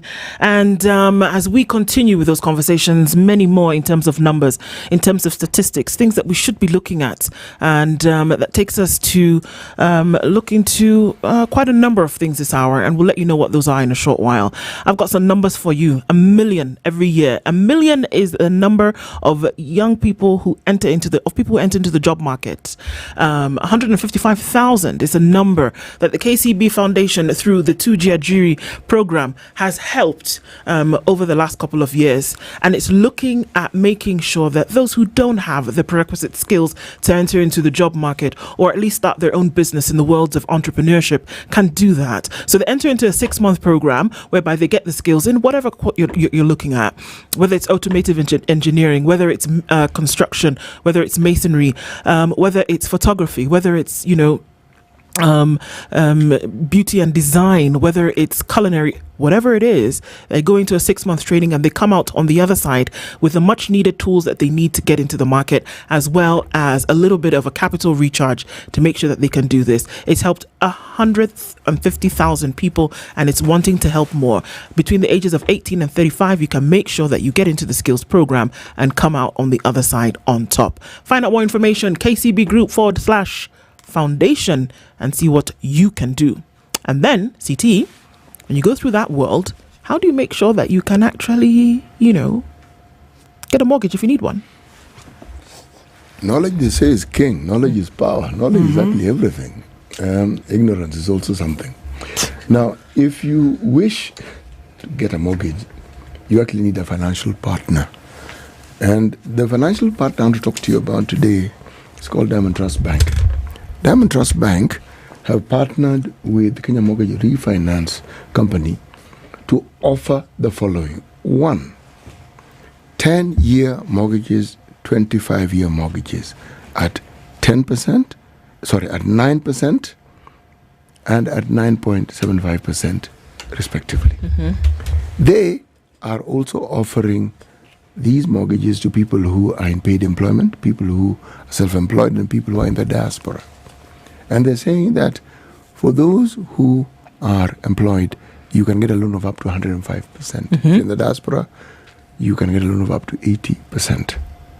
Now, they're saying this, and they're saying, pay attention.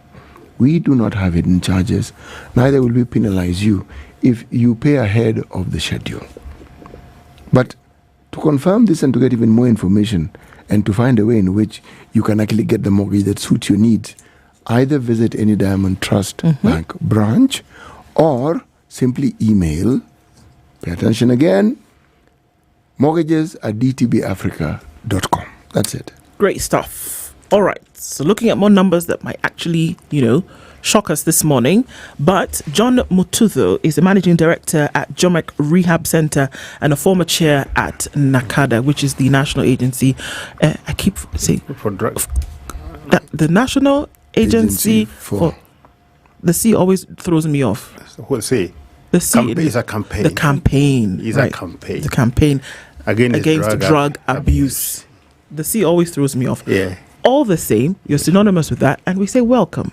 Thank you. Good to have you here again. Thank you. It's always a pleasure to be here. Thank you for coming. Yeah. And so we're going to look into, it's a problem that we're looking into this morning, and probably hoping to look into solutions for that. But thank you for coming. And as we do that, CT is going to welcome you with today's proverb, and then you can tell us how you would interpret that as we get along. Yep. Sure. Well, our proverbs for the whole of this week come from the Republic of Niger. The lion will not give birth to a goat.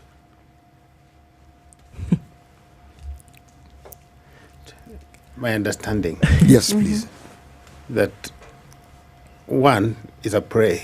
That's to begin with. So every time they meet, one will be make a dinner or some nyama choma. Nyama choma for the lion. So there is no way they can make love. Yeah. Oh, okay. Yeah, there is no way. Yes. Yeah, and the more of it is, to me, my understanding. Yeah, is that the oppressed can never seek refuge with the oppressors. Oh, you put it beautifully. Yeah. That's a beautiful way to look at it, actually. Yeah. That's the great thing about opinions. You know that they can you can give you a different outlook to. Could I start on a simple light note with John here? The last in 2024, I believe you said that there was no vodka in Kenya, and any Kenya company that claims to make vodka should come to you to actually test that, because there's some seeds that are imported. Have you done a follow-up on that? Did they actually come to you? Have you tested, or are Kenya still drinking fake vodka? It's good to understand and stuff from there. Interesting question, and I'm really glad you started with that one. I'll first of all define vodka for the sake of our viewers and listeners. Vodka is made from fermenting a carbohydrate, which could be a cereal, potatoes, or bananas. When you do the normal brewing process, fermentation process, then you brew, you end up having a gin. A gin. That is called dry gin. That dry gin, you introduce something called honest seeds, which comes from Europe. You go through a process, and then you have vodka. If you look at the carbohydrates I've just mentioned, and look back to your chemistry, this is from 6-carbon carbohydrate. In carbohydrates originating from fruits and allies, like sugarcane, things like that, that's a 5-carbon carbohydrate. So if you are going to do traceability of the origin of the carbohydrate that produced ethanol, that eventually now becomes vodka, you realize Kenya is a fraud. Okay. Number two, I don't know why they are embarrassed to tell us that what they sell is ethanol derived, not methanol, ethanol derived from sugarcane. Okay. And from that you can only have rum, like Captain Morgan rum, or thereabout. This big kizunguming is unnecessary, is cheating. Okay. And after I say that, it took me 5 minutes, and how they responded, they never showed me where they do produce vodka, but they pulled down all the billboards, Okay. adverts, which is not good way of doing business. Yeah, but you were justified in one way or another, were you not? I feel bad because normally from those medieval ages, alcohol should not be killing anyone. Well, I mean, I think that's a segue into, some of what we'll be talking about this morning. Yeah. And if you just look at some of the numbers, if we look at what NACADA has put out, which is, the organization that is tasked with dealing with a lot of these things, let's look at some of those numbers. That 1 in every 6 Kenyans aged between the age of 15 and 65 are currently using at least one drug or substance of abuse. That 1 in every 3 males between the age of 15 and 65, and 1 in every 16 females is currently using at least one drug or substance of abuse. We've also seen that the Western region had the highest prevalence of current use of at least one drug or substance of abuse. Now let's look at alcohol specifically. 1 in every 8 Kenyans were currently using alcohol. 1 in every 5 males between the ages of 15 and 65, and 1 in every 20 females were currently using alcohol. Nairobi region has the highest prevalence of manufactured legal alcohol, followed by Western region and then Central region. And it goes on and on and on. And that was numbers from 2 years ago. We're waiting for the most current ones, but from all indices and all indicators is that things have become significantly worse in terms of the usage of drugs and alcohol and substance abuse. You were very vocal and you were very outright in a lot of the things that you said when you were the chair of NACADA. Since then, things again have become significantly worse. Where are we today? We are in a worse situation, like you have rightfully asserted. And I want to say NACADA is a campaign. It was meant to create awareness. It was supposed to do advocacy. It was never meant to do control of these substances, but advocacy so that people can know what they are getting themselves into. Over time, 2 bad things have happened. That NACADA had just become like, that little dog called Chihuahua. Yeah. And a very thin one. Chihuahua for that man. Not like fluffy, not cute. It actually looks like a big rat. Yeah, actually, sure. That's how they look like. They are underfunded. They are starving in finances. They don't bark loud enough now anybody to hear. What you need is a bulldog. Like our time. You will call perhaps around the 2010, 2011 budget. NACADA to do to the law, specifically campaign. That time was in Parliament, it wasn't in NACADA. The late President Mwai Kibaki allowed a release of 1 billion shillings for the campaign. Today is just a shell of what could be happening. Even when we have more scaling figures which they don't want to release. Yeah. Like how many people are dying annually because of alcohol and drug abuse in Kenya. In my estimate, I know government does not like me talking about these things because why? They want all of us to be very saved and to assume we are going to heaven. But all right. The truth is 50 to 100,000 people die every month, and have visited a lot of them. 20% of the people who are resting there peacefully have died because of alcohol abuse. And if you look at, again, who are these 20%, most of them are young people. the age bracket you just mentioned. So what has gone wrong? The people come to drink because they believe it will help them have a night without their problems. Just like they do when you have a headache, without even investigating why you're having a headache. They send for Panadol, paracetamol, yes, or action for that matter, and so forth and so on. But essentially, the headache is an indicator of maybe a more serious problem. Maybe your stomach or something else, or maybe any other organ is having trouble. So people who are students particularly, under these very harsh economic times, young students are having landlords while they're still at the university because they're in hostels. Yep. They don't have enough to eat. They have a lot of academic pressure. They turn to alcohol, which is a temporary measure. Because at 30 shillings to 60 shillings, they can get 1 cup of that bad stuff and be able to have a night's sleep.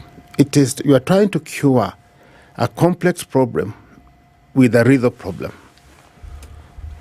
And that is a very, very sad thing. Gradually you get addicted. I said it before, I think I said it in the first interview here, that how Mount Kenya region became a victim of alcoholism is that the government then was trying to purge a sect called Mungiki. And it was known then that Mungiki don't drink. So any sober person was suspected to be Mungiki. So the young men opted to be drunk so that they are not arrested. Because that soap with the Kwekwe squad cleared about 3,300 people. I understand ICC is still puzzled by those figures, but they are there. The names are there who was killed and where they were killed. These were people from Mungiki. And long policies by government led to that problem you saw in Mount Kenya area. All along, even when we were in Akada, Western Kenya drank more than Mount Kenya area per capita. But they didn't die as much because Buza, as you know it, Buza, if well brewed, it's a good healthy thing. It's nothing wrong with the Buza. It's fermented porridge. Fermented porridge, yeah. And if you take excess, you will talk your rubbish by 2 a.m.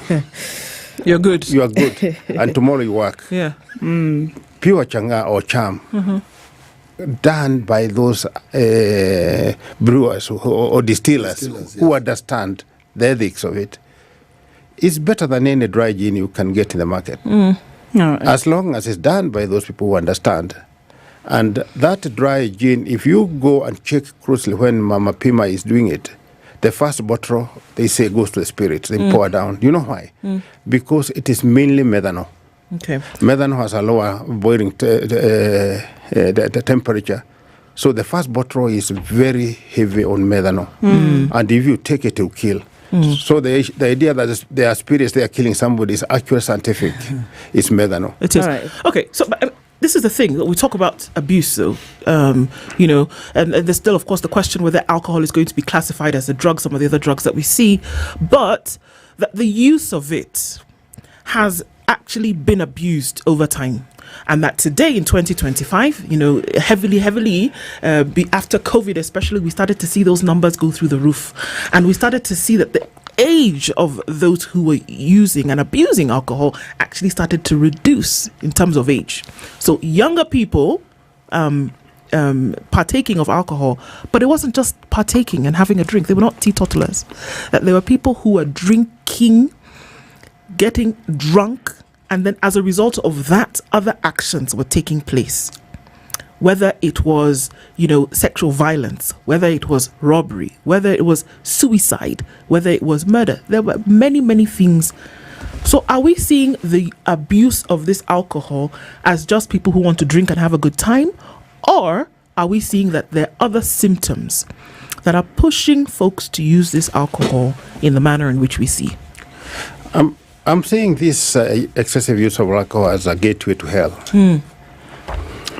Because You perhaps may wish to know that the majority of the people you are mentioning now are ladies. Ladies are having more bad or poisonous alcohol than any other time in our history. And these are young ladies. These ladies are not aware that what they are calling alcohol is actually not alcohol. Somebody gets a jerrycan to 5 liter. There's a tablet they buy, maybe usually 30 shillings, 50 shillings. It's dissolved in that stuff. And then sometimes they color, sometimes they don't. So what they are taking are very hard and harmful drugs. It's all in the name of alcohol. It's only that drug has been dissolved in water. And when my last days in Nakada, and why they threw me out very fast, is that I got all the 3,300 brands of alcohol which were in the market in Kenya, and were starting to analyze each one of them with very scientific equipment for about 883 possible elements within that fluid called alcohol. And the idea was to be able to publish and say that if you are taking this particular brand, I cannot mention the brand, it is good for you, it is bad for you. But the preliminary observation we got then, that some of the opaque beers which were very popular ended up having aflatoxins, having very dangerous chemicals, agricultural chemicals, and so forth, even in spirits. So if somebody at Nakada is listening, and I really would like them to listen, because they're on salary, they're on payroll, you are paying tax because they're earning. This is not rocket science. Please go sample what these young people are taking. What they are taking is diluted fentanyl. Fentanyl is a lethal drug, and cofentanyl, calling it alcohol. What ladies are enjoying as a glass of wine is no longer wine. It is just that fentanyl or changa that you get from ethanol, this industrial ethanol, derived from industrial sugar, with caramel for the color and a bit of coke. And then you are cheating our good ladies that is a glass of wine. This is a serious matter. And I don't know why somebody is sitting there with authority and cannot storm a place and come up with a glass of that stuff and take somebody to jail for life. Why jail Waitito for $500,000? Oh, no, because... you just reminded me of a scenario when an owner of a brand actually came to the country. I don't know if you remember, sometime in 2023, he actually ordered his own drink, and he called out that particular supplier for selling a version of his drink that is not original.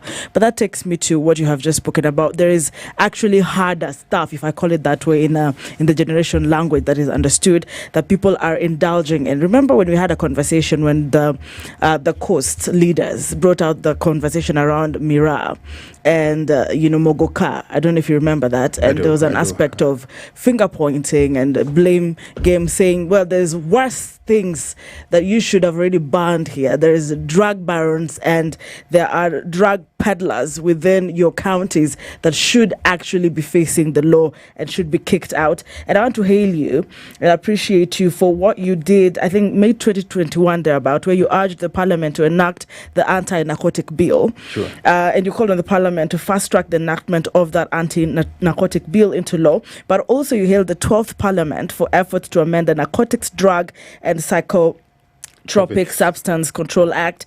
What I want to bring us to is the penalties of, for trafficking in narcotic drugs, because they're finding their way into the country anyway, and they're affecting these same girls and beautiful ladies that you're speaking about. Now we're talking about where a person is in possession of about 50 micrograms of less to a fine of not less than 10 million shillings or to imprisonment to a term of not less than 10 years or both. Such fine and imprisonment, Act number 4 of 2022.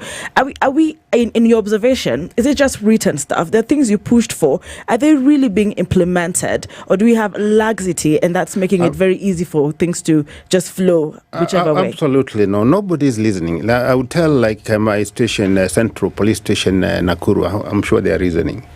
Just get out of the station, look around, you see a big tanker there.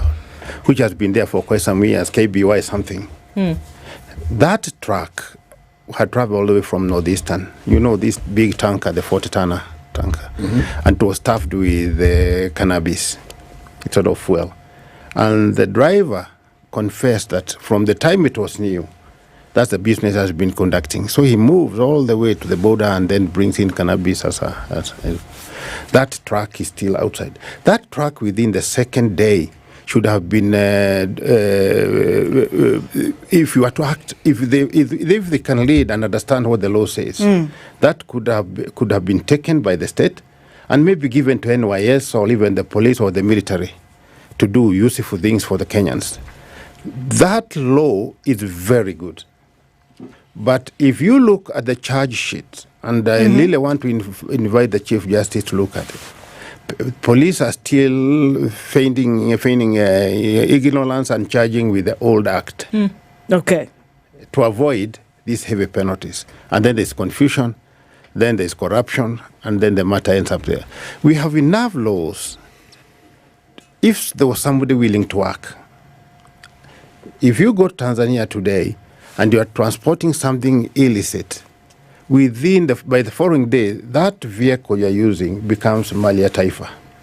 Automatically. There is no this big horrible. The law is very clear. There are buses who have been apprehended with huge quantities of heroin, cocaine, but it all becomes a semi-political argument that he ni nani, what. I want to tell viewers and listeners today that this laxity, the same laxity you see with the traffic police officers, is what is killing Kenyans. And Kenya would have developed immensely if only they can follow the law. The last parliamentarians, people keep on bashing them. But 11th Parliament, 10th Parliament I was there. Let me talk about 11th Parliament. They tried very hard. 12th Parliament, they worked even harder towards that cause. But who is implementing? There's no need of going back to the Parliament now. Do you think Nakada is asleep on the job? I thought you'd be more polite and say he's dead. Oh, okay. Yeah? I was being polite. Yeah. Okay. I told you it's a chihuahua. It's a small. You said Nakada was a campaign, and the role was cut out. Yeah. Were other functions added to it, or did we need to strengthen the organizations, units or entities within our country who can actually actualize all the things that Nakada was coming up with? Because Nakada did not have the muscle to do it.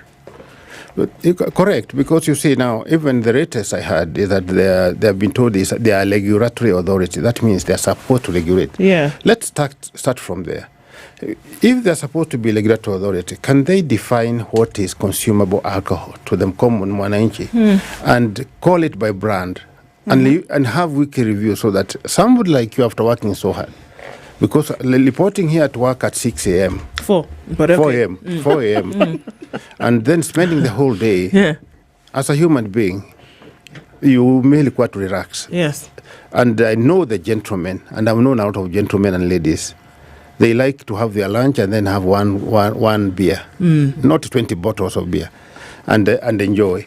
So that when you are taking and sipping that drink of your choice, you are sure it's what you bought. I hear you on that, and I want us to take a break, but I want to come back to then, what is this thing that we are seeing in the nation today that is actually folks who are taking the 20 bottles? It's folks who are one person who's drinking an entire bottle of brandy or whiskey, and they're saying, well, I'm going to use this bottle to run away from whatever issue. And I'm saying that the campaign it should not just be about fighting this illicit alcohol or fighting the trade routes that are bringing them in, but looking at the issues that is going to cause this person to drink an entire bottle or 20 bottles for that matter. And I think that largely we've not paid attention to that. But we'll come back and we'll talk about that as we come back from this break. John Mututho is our guest this hour, former chairman of Nakada, as well as the MD for Jomek Rehabilitation Center. We're having that conversation with him this morning. Veto FX is a platform upon which you can, as a business, make payments from one to the other, making sure that your supplies are in check. You don't have to worry about high fees. You don't have to worry about hidden fees. You don't even have to worry that you're sending money for your business from one country to the next. because the platform allows you to do this across 190 countries in 49 plus different currencies, and you can make sure that everything that you need for your business to continue seamlessly does just that. You want to find out more information about that? Join us at 9 o'clock. We'll have that conversation, but also go to the website www.vetofx.com.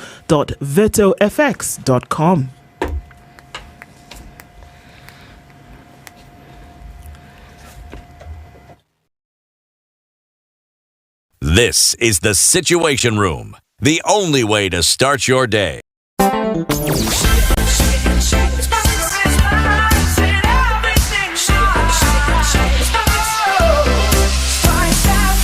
Spice up your weather life with SpiceFM.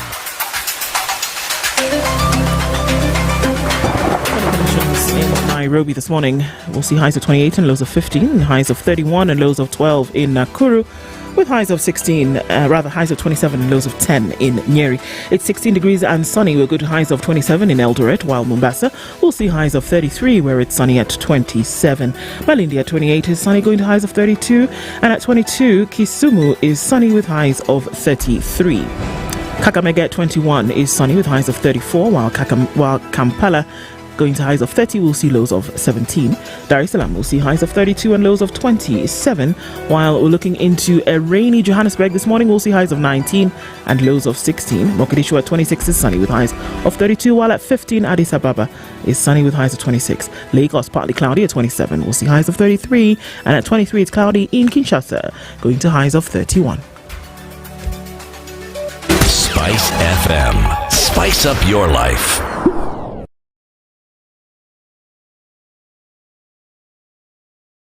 All right, taking a look at what's happening with traffic this morning. We're still into traffic hour, and on the Thika Superhighway, that's reduced now just past the Allsops Junction.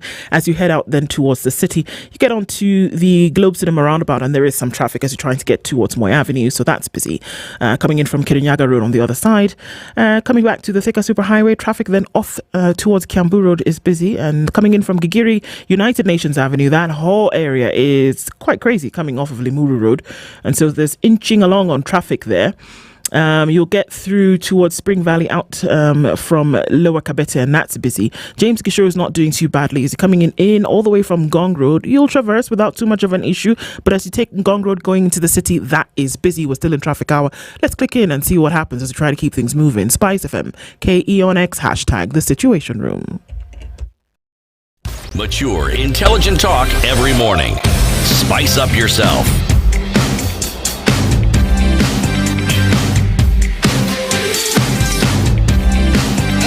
Mornings done right. 94.4 Spice FM, Nairobi. At 24 minutes to 9 o'clock, John Mutudo is our guest this hour, former Nakada chair, as well as managing director of Jomek Rehabilitation Center. I mean, clear where your passion lies to be able to do something about the problems that we see. But just coming from the break, and I wanted to look into this, that yes, we can talk about the alcohol, making sure that, illicit alcohol is not on the shelves, and you can make sure that whatever is lacing alcohol or drugs today, or that drugs, not there, not in circulation, but there's something that's fueling people to abuse alcohol. There are people who can go into a cultural establishment, like CT says, and have a drink, enjoy the evening, and go home, and you're fine. But what we are seeing is health, life altering. And it's happening to younger people, and it's happening in waves that is crazy. We have ridiculous things going on. We have young girls, and we can say this because we're talking about a serious issue today, who are soaking tampons in alcohol and inserting them. Mm-hmm. We have people who are taking bottles of alcohol and using them like suppositories. Mm-hmm. We have people who go into the bar at 7 p.m. and wake up in the bar and stay there at 11 o'clock in the morning. This is not an issue of you want to taste a brandy and see what it looks like. There's a problem. It's a big problem. I'm glad you have mentioned it. And quite honestly, this is the first time I'm having an interview where somebody comes light on. When we did Mutudo Law, little known to many Kenyans is that Mutudo Laws were a result of a research conducted from 1902 to 2008, 2009 to try and see what is ailing Kenya and alcoholism. Because as early as 1902, they reported alcoholism in Murang'a. And there were several steps taken then, through time and the colonial era and all along up to the time when Mutuzo Law comes to force. In other words, Mutuzo Law came 103 years after the first attempt to make a law. Because in 1907, when they did the first regical, the first sitting in the afternoon of 1907 at the railway, by the way, the railway, you see where you have the railway club. That was the most prestigious building then in this Nairobi city. That's where they sat. And that is where the governor chaired a meeting that had the first two bills. The first bill was to stop slave trade. The second bill was to stop intoxicating drinks. You will recall also in 1955 that the then senator for Left Valley, the selected or elected for Left Valley, was sacked because he never showed up. Dr. Tameno, he didn't show up. And after 8 sittings in the Senate, he never showed up, or in Parliament. He never showed up. And then late President Moi was now elected to come and fill his place because of alcohol. So these issues have been there. When Mutuzo laws were done, we were supposed to generate 4 sets of regulations. The first regulation was to delimit access to alcohol. That's where you find Mutuzo hours and things like that. The number of bars near a school, the number of bars in a town. You'll be shocked that Nairobi has 4 times the number of pubs compared to Moscow. Although Nairobi in itself, the city of Nairobi, is about 20% of Moscow. So there must be something awfully wrong in the way we are looking at the whole question of alcohol. And alcohol is dangerous from day one. The second set of regulation was supposed to be on quality. This was supposed to define alcohol. That's the point you are bringing home. What is alcohol? What will make buza? What makes vodka? What makes wine? Everybody was waiting for that, and we did that regulation. But the late Professor Saitoti, who was then the minister, and all the others that followed, thought it prudent not to sign the regulations. You know, there's nothing you can do. Was reason ever given as to why they didn't sign them? They never gave any reason, and we kept on sending the copies. That is the most important set of regulation, and is the one the brewers people, when they hear Mutuzo talk about that, their stomachs turn because they know that is what matters. There is nothing wrong with you taking your Glenfiddich 26 years or whatever it is, but who determines that actually that carbon is the same carbon which has been around the planet for the 26 years? There must be somebody, a regulatory authority. All right. The other one was supposed to be on treatment and rehabilitation. These days you get some very retro places. I'm not saying that because my John Mutuzo Empowerment Center in Nakuru is sitting on 15 acres. It's a very robust rehab. Somebody who has been a victim, and now decide to go and get a bed sitter and calls it a rehab. The fact that you are unfortunate enough and you suffered from malaria does not make you a malaria specialist. Rehab is serious business. And there are regulations which were set, the quality, and everything, the hardware and software of treatment and rehabilitation. That one, again, was never signed. It was never published. The final one was something to do with the enforcement. How will you enforce these things? Theoretically, I was supposed to be having people there, about 250 police officers, according to President Kibaki, and a strength that was defined by themselves on people who are going to control all this mess with alcoholism. But let me shock Kenyans this morning. All right. All this time when I fought from Moyale all the way to Msambweni, I had only 2 soldiers, and I really salute them.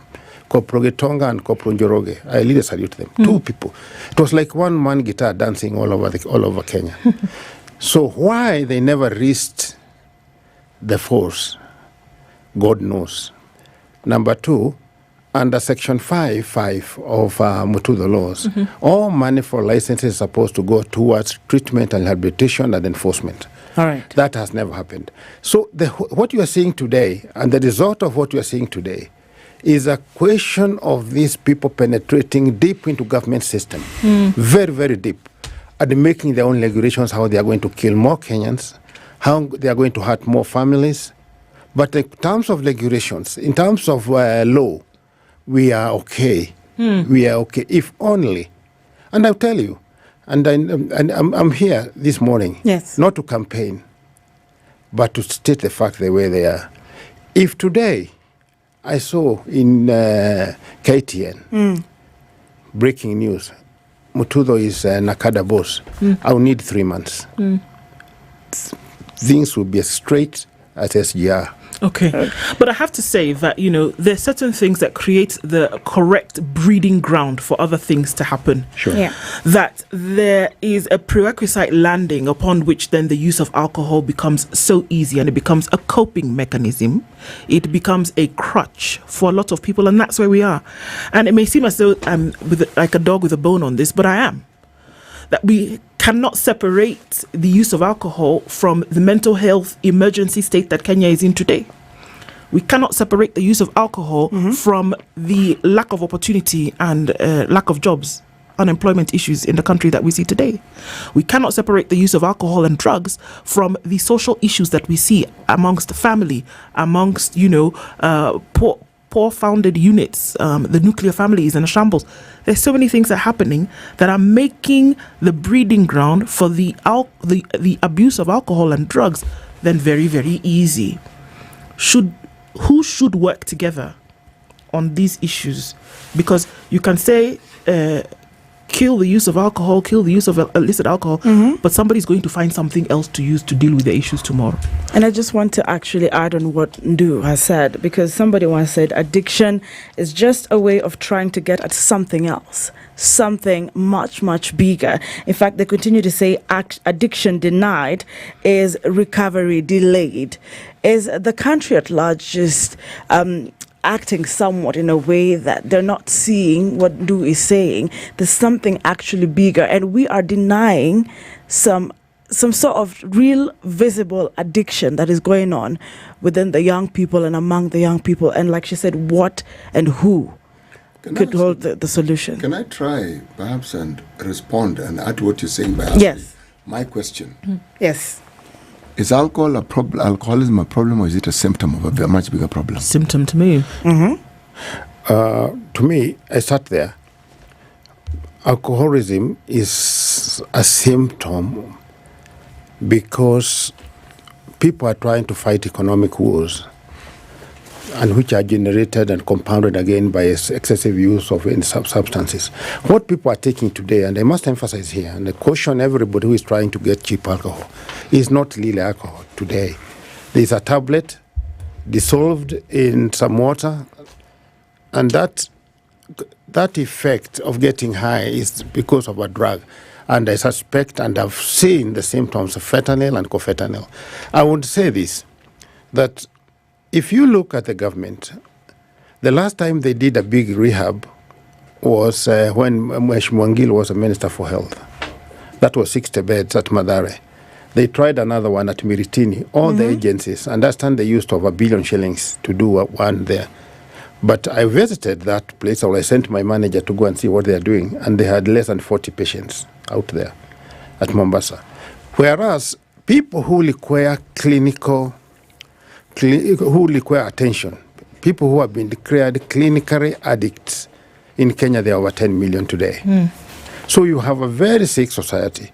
I will tell you something in interest of time that you really need to take caution and invite everybody to read, including ourselves. Look at the effect of alcohol in the brain.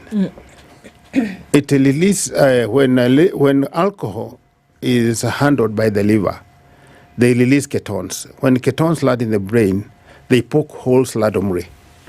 I'm saying randomly. So today you have people who are CEOs, people who are fathers, but they cannot father, because that part of the brain that controls that function is destroyed. It's like a virus in a big computer. That's what's happening. So the ills of the society you're seeing today are as a result of that abuse. You'll find somebody is so big, even to a level of cabinet secretary. But look at the track record of the decision, the delay, the time lag in decisions. Just tells you there's a lot of holes poked in the brain, such that information does not flow straight. When I look at you in the eyes directly, I see information is flowing. You don't stammer. Don't say, it's like, it shows the brain, all the faculties are on. But you'll find, just look at them, if somebody's trying to answer a simple thing, and it's to all be, it's just like, what I meant was, this is because there's no flow. The brain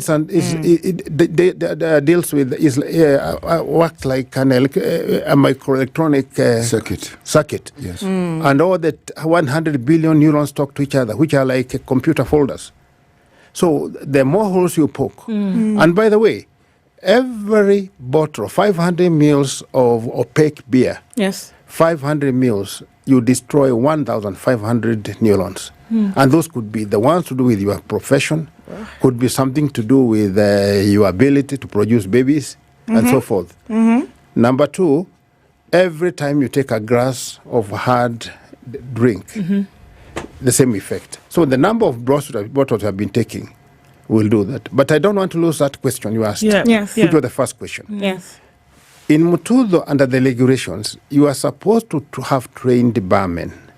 A barman with a certificate, so that at no time will he, so just like a pharmacist, way beyond what is humanly possible to be consumed. And you are supposed to display your badge because you are responsible for what you sell. You are not supposed to sell poison, you are supposed to sell alcohol. That can only happen if you have a registered, just like you have a registered pharmacist. That one they don't want to see, and it is not a band of regulations. Anybody doubting that, and I would ask Kideki or Murkomen to invite me after this, and I'll give them a copy if they can't find them. But every year when we were there, we deposited those regulations, and the PS thought it honorable not to forward, or the minister found it not honorable enough to go on the Gazette. You are seeing the point. If truly they had agreed to sign those regulations, you will not have somebody sitting for 12 hours in the bar. How? Because there is a barman. The barman is just like a pharmacist. If you go today in any pharmacy, you cannot go there and prescribe for yourself as much poison as you wish to have. Yeah, but you can still walk into a shop and you can buy bottles of alcohol and you can take it and sit in your sitting room with your friends. As long as you can afford it, I think that's how it works. Yes, that's what has happened. But you see, if you look at those regulations, the way they were drawn, it would be very difficult because you cannot introduce alcohol into your car. If you look, you cannot drink from the car. You cannot drink in your house if there are 18s. You commit an offense. It's an offense. But most important, you cannot sit in a pub like they do and display 12 bottles of alcohol that you have drunk. You cannot also advertise during peak hours. So what bothers me is that there are very many competing narratives here. That there's the business aspect where folks are very interested, of course, in making sure that they meet the bottom line. But then there's also a competing aspect here where we're dealing with societal trauma that then leads to this abuse. But then we're also dealing with, what needs to happen in terms of governance to make sure that we're able to colour and stay within the lines. Can we get to a place whereby this competition doesn't actually need to happen and the people are essentially protected? You can, because the alcohol industry and the drug abuse menace is structured now. They have formal structures undercover. The people who sell cannabis at Egerton are not necessarily the ones who sell at Pwani University. They are people, they have partitioned themselves. They have their bosses. I can tell you for free, like the people who import ethanol. 80% is imported by one importer. 80%. 80%. How does it come to 80%? Trucks and trucks of ethanol imported from Malawi and South Africa and other places. He must be having a strong connection with the government and regulatory authorities. So if you look at like the cannabis, or let me call it like they call it in South Africa, ganja. Most of it comes from South Africa. No, not from Ethiopia. How does a truck leave with 20 tons of ganja all the way from Ethiopia highlands down to Malindi, where they distribute an excess of 10 tons per day, and nobody is able to apprehend that and take action? It's an industry. So that industry is super. That's how they pushed me out of parliament. That's why they made sure that I cannot become a senator. That's how they made it impossible for the government to renew my contract with NACADA. So are the cartels working then? Is it a cartel issue to insist that the business continues?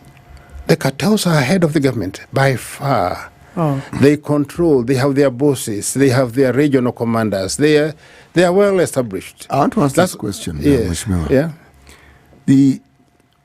Right now, in the West, there's a great deal of talk about legalizing cannabis. Park that one. All these alcoholic beverages that have names, and some are adolescents, some are fully adults, they started off as moonshine, many of them. They started off as alcohol that was actually considered illicit. But over time, regulations, as you suggest, made it possible for them to be infinitely less harmful if consumed responsibly. We've had traditional alcohol for the longest time. Why is it that in all this time we have never seen a concerted effort to ensure that what we know is traditional is actually safe? Take it just to the next stage. If you look, sorry, and also just to add, because I think because of time you might want to respond to this as well. You've said and reiterated that what we are drinking, all right, for those who are drinking, is not really what we think we are drinking. So I would like to just implore you to probably give a hint of how would you know the difference, besides everything people say scan, check behind, if it's sealed. How then, for those who still want to indulge, how do they know the difference of what they're taking? If you want to remain alive and enjoy this beautiful world, just make use of IT and learn how to scan and check the factory, which will go up to the batch. They will try to fake, but you can be able to send an email and they will confirm that what you're having is right. I'm telling you, what you are drinking here, even high-end crabs here, is things manufactured in Kariobangi light industries, and they pack better than original. You remember, if you go through your notes, you realize that there's a time I shouted down a big ship which was off our coast with Chinese, and were manufacturing all types of drinks, including Tusker and others, out there. And the Chinese ambassador was close on me on that one. I said I should show him. And I told him just to not waste my time, because everybody knows where that stuff is coming from. So I was telling Kenyans this morning through this wonderful station that to stay alive now is a project. You either stay out of alcohol in total or afford to be more scientific. Take time before you take that sip to know who is the manufacturer. Why have we not legalized or made safe traditional alcohol? Yes. Because the people who are in the other forms of alcohol are stronger than the government. They are cartel. Don't throw big names. There's nothing wrong, I've said, in somebody who is producing changa out there, a Mapima, producing pure changa, should not be allowed to produce, pack in 5-liter pack, and then sell to somebody else who can now pack into 100 mils and dilute to a level that is acceptable. But there is no impurity. There is nothing wrong with that structurally. There is nothing wrong. And that if you could get gin from the Mama Pimas, pure gin, and then it's diluted or fortified with some juice so that it becomes a liqueur. It's something nice. But they won't allow it. I'm just telling you, the structure by those people is impossible. At one time I said, I know of OCPDs who got 1.8 million per month. I know some gang leaders who get 1.8 million per month in the same area. to protect gang leaders in the same area. So the structure in the illicit sector for illicit drinks is stronger than the government. And I would really invite my friend Kidiki for a talk, particularly before cameras. And we agree to say what we know and we don't know. And what we don't know. Yeah, I mean, look, there's so much that needs to be talked about. But, the thing about time is that it, doesn't allow you to do that all the time. But It would be great for you to come back and for us to continue this. But want to give you something that is not an illicit substance this morning. And it's an hour moment. After you've had this conversation, you can, take a moment to just kind of relax and debunk. Delamere yogurt. It gives you an opportunity to have your moment, and CT's giving you one that has strawberry in it, and it's real fruits in this strawberry yogurt, and you don't have to worry that there's any illicit substances in it, and you can enjoy that. Cheers, exactly. You can enjoy that on your break and have an moment with Delamere. And I'll tell you something. Yes. My late father was a clerk at Daramea's. I owned Daramea petrol station, that time Kobil. Yeah. I was a member of Parliament for Naivasha. There's something Daramea in me. Yeah. And this is the best of for this morning. There you go. And you're introducing it again. John Mutuzo is the former Nakada chair as well as the MD of Jomek Rehabilitation Centre. Has been our guest this hour. These conversations must continue. Good morning. It's 9 a.m.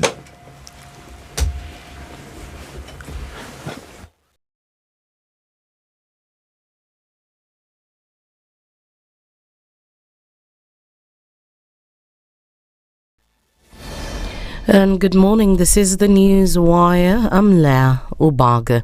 The family of Malava MP Moses Malulu Njendi is reeling from a devastating double tragedy after the legislator and his elder brother Samuel Njendi died within hours of each other. The late MP passed away yesterday at the Aga Khan University Hospital in Nairobi just today after his elder brother succumbed while undergoing treatment at Kakamega County General Hospital.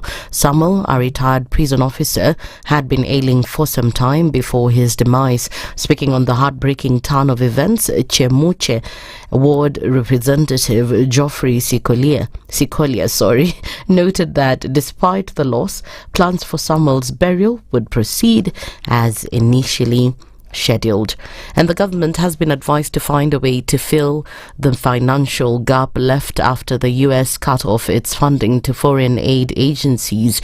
Health sector stakeholders continue to express their concerns about the situation of people living with the HIV and those who have been relying on ARVs after aid was cut. Youth for Sustainable World Executive Director Evelyn Samba says the health of people living with HIV will begin to deteriorate if the government does not put in place a strategy to help them.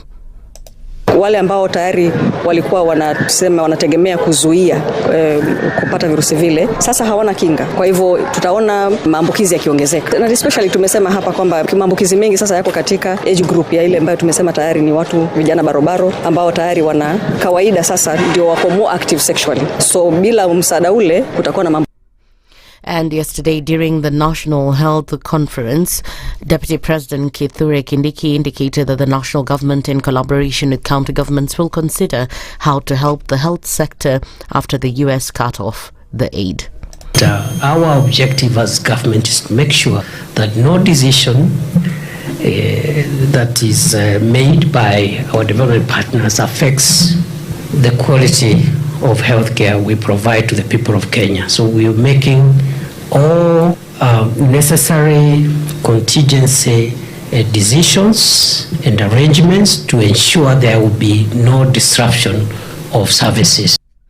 And moving on is that Ugandan opposition politician Kizza Besigye's wife Winnie Byanyima has accused the country's first family of being behind her husband's detention.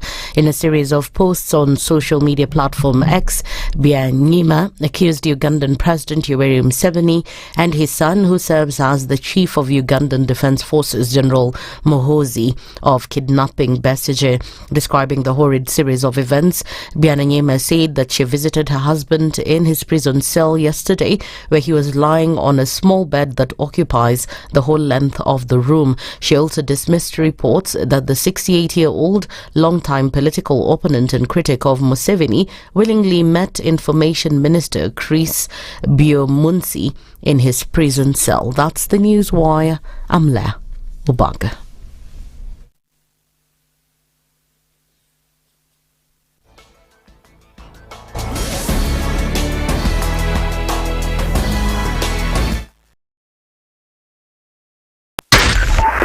.4 Spice FM, Nairobi. Are you a young person looking to unlock your potential?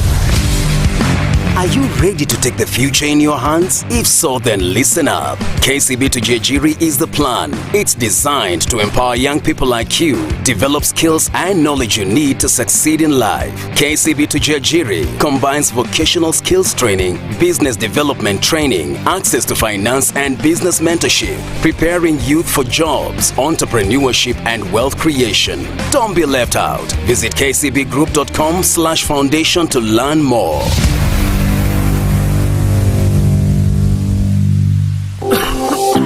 Medical emergencies don't wait for payday. So why should you? Picture this. You or a loved one falls sick. The hospital bill, sky high. The stress, overwhelming. But with Jubilee Health Insurance, you don't have to panic. Affordable health covers from just 200 shillings per month. Lipa pole pole. Get covered now. Pay in easy installments. Access to over 800 hospitals plus telemedicine and free drug delivery.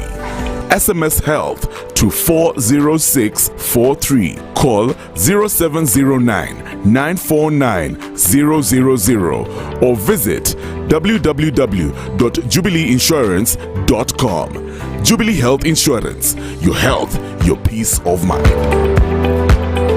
iPhone 16 Pro is available free. Running a business in Kenya and struggling with slow, expensive cross-border payments? With Verto, you can send and receive money globally, faster, cheaper, and hassle-free. Pay suppliers, collect payments, and expand internationally with ease. 49 currencies, 190 plus countries. One powerful platform. Better rates, faster settlements, secure transactions. Global payments made easy. Sign up today at www.vertofx.com. Verto, your global business payments partner.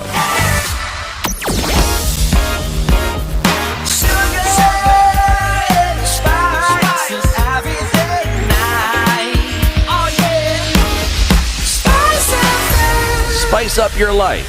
Mature, intelligent talk every morning. Spice up yourself.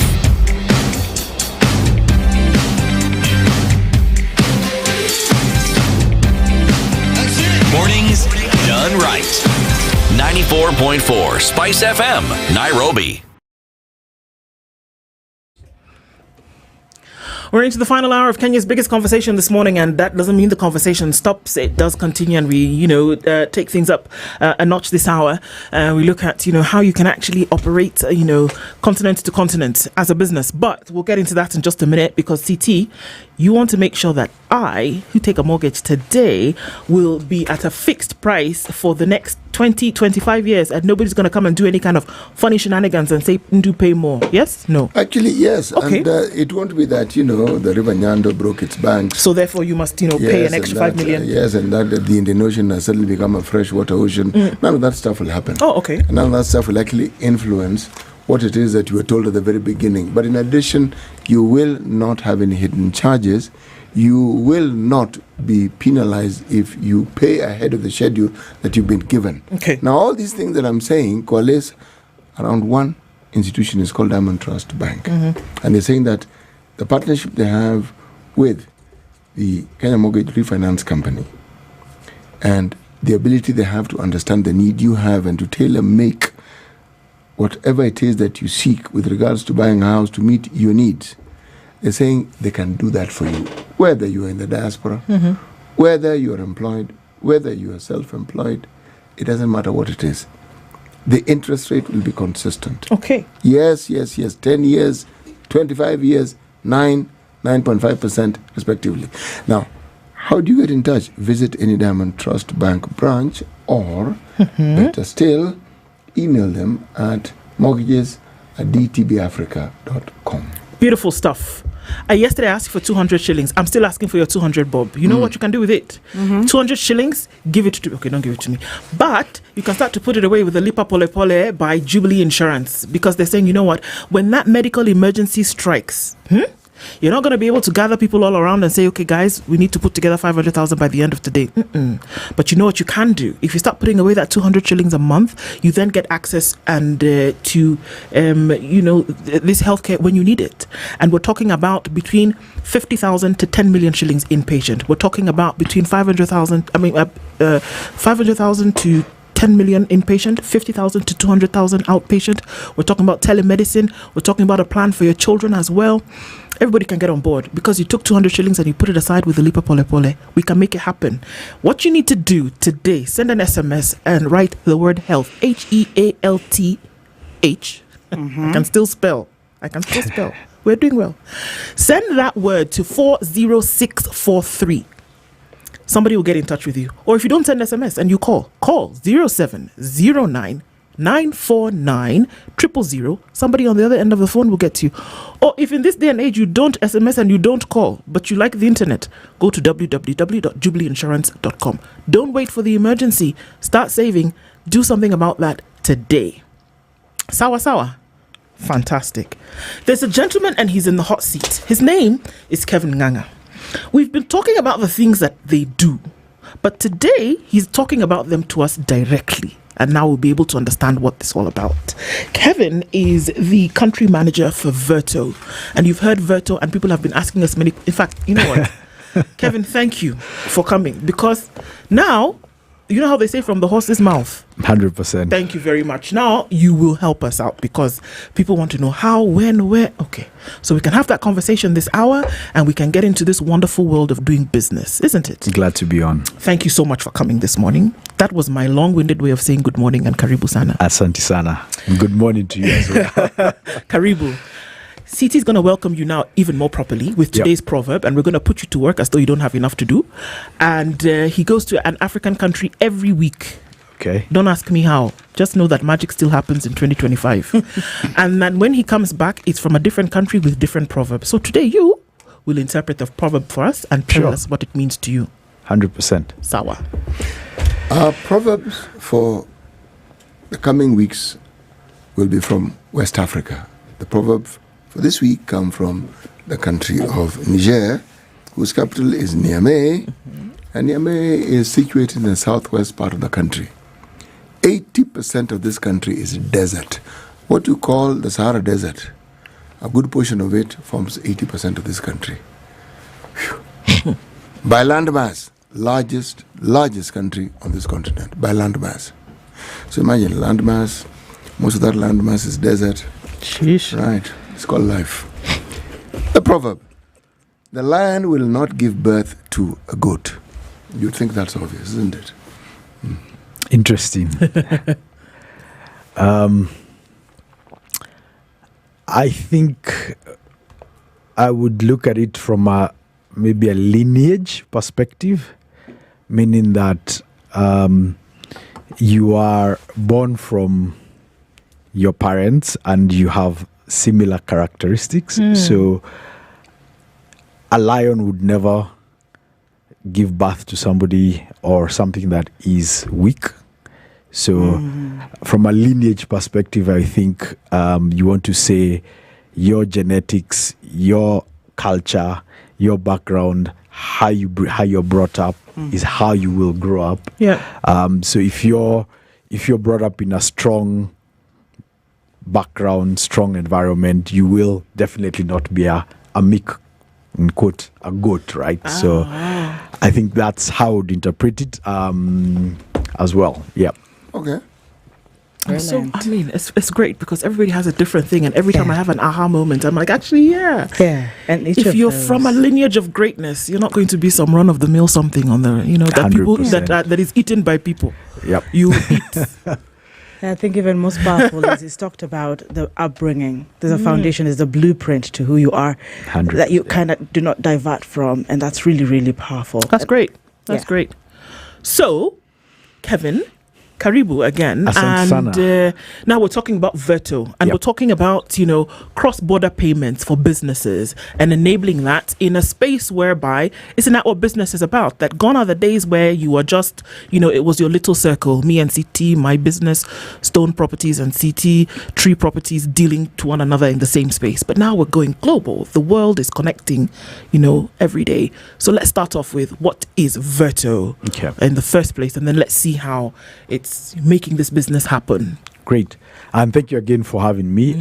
So we are at the very definition, we are a cross-border payments platform. So we are a platform provider, and what we do is we enable businesses do 4 things at the very critical, very basic function. Number 1 is we help businesses collect, we help businesses convert, we help businesses make payments, and we also help businesses access markets. So what do I mean by collect?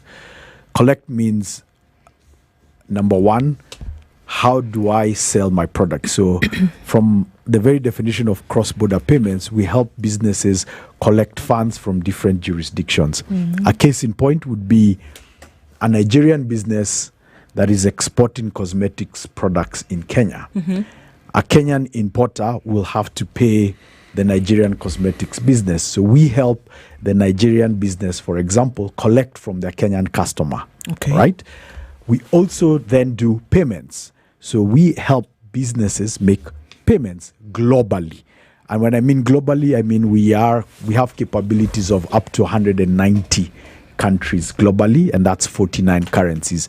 Payments could be supplier payments, could be payroll payments, could be payments for importation of goods and services, could be software subscriptions as well. So we cover real sector, service sector payment capabilities. We have over 40 global banking partners, and we use our proprietary platform to be able to make payments. So a case in point would be we have Kenyan businesses that import pharmaceuticals from India. So they would use the Verto platform to pay their supply in India. All right, so that's the second part. And then finally, where there's a cross-border payments, there's always an element of converting foreign currency. So one of our customers could be a Tanzanian business that is selling maize in Kenya, right? The Kenyan maize trader needs to pay the Tanzanian maize exporter in Tanzania shillings, but he will sell the maize here in Kenya shillings. So what do? We enable that Kenyan trader convert his Kenya shillings to Tanzania shillings and pay the maize trader in Tanzania. So that's the third thing that we do. And then, of course, access to markets. Because we've got global businesses and we've got local businesses, we then are able to help you as Do International connect to new markets. So if you're looking at entering, say, Uganda, if you're looking at entering Tanzania or Nigeria, for example, we are able to help you connect with, say, our existing customer base if you want to, for argument's sake, export milk powder to Nigeria, right? We have commodity companies that use Verto in Nigeria for us, right?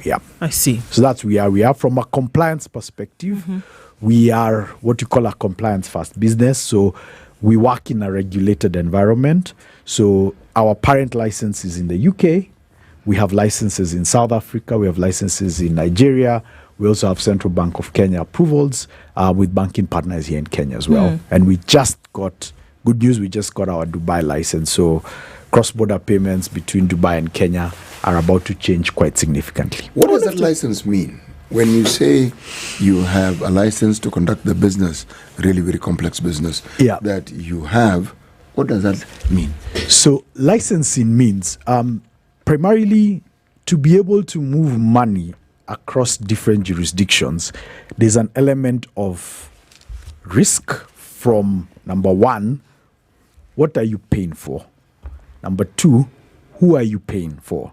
Now, because of in every life, there are bad actors. You typically find people want to do cross-border payments or cross-border trade in an unregulated environment. And that exposes your normal consumer to potential fraud, to that. So what different jurisdictions do is they come up with a licensing regime. A licensing regime requires the company that wants to facilitate these payments to, one, KYC their customer, which is know your customer. Who is Kevin? What does he do? Who are his owners? How long has he been in existence? Does he have a real business or he's just RM? So the licensing regime allows the jurisdiction that you're operating in to, one, monitor, and two, ensure you're following the laws of the land so that you're not in breach of any of the regulations that are put in place. That's what the licensing means. So a case in point, our license in Nigeria would apply to what Nigerian businesses are allowed to do from a cross-border payment. So we must onboard a customer, understand who is CT. Is CT a real person? Is he a natural person? What does he do? In certain jurisdictions, they have different requirements. They even want to know where is CT's house, where does CT live, right? So the licensing requirements are at each level. So we have our parent licenses in the UK. We also have licenses as well in the US, depending on the business model that we're applying in each jurisdiction. Right. So usually we've seen that businesses then have solutions because there was a problem. Correct. What was the problem that So- Veto is fixing? Thank you for that question. And let me give you a bit of an anecdotal story. So Vato is 7 years old, and it was primarily set up to solve one problem. African businesses and African financial markets have always been scored as what you call a high-risk jurisdiction. Basically, you do not have the right compliance laws, you don't have the right compliance mechanisms to monitor how money moves. So what you typically find in the global payments system, Africa is considered very high risk. What does that mean? It means if I want to send money, even just to pay for school fees to my son, if he's in the UK, he's in the US, I have to do a lot of compliance requirements. So African businesses have always struggled to access the global payment system. If I want to make a payment today to China, sometimes it can take 7 days. Sometimes the money never reaches. So what Vato then did is understood there's a challenge for African businesses accessing global liquidity and the global payments network. So what did we do? We said, if we were to be able to get the right licensing regime, meaning we get the highest compliance requirements and connect the different African businesses, so a Kenyan business now on the Vato platform can collect funds from a UK customer real time. Why? Because we are solving access to global payment system for African businesses. Before, you'd only have to rely on the traditional banking systems to be able to either make payments or collect. So we solve the problem of cross-border payments access for African businesses. The other thing that we solve is we help businesses open up new markets. One of the really exciting stories I like to tell is we have a flower exporter who uses our platform. They, of course, used to traditionally export to your European and the UK markets. Yeah. However, they used to get inquiries from a Senegalese buyer who wanted to import flowers from Kenya and sell in Dakar.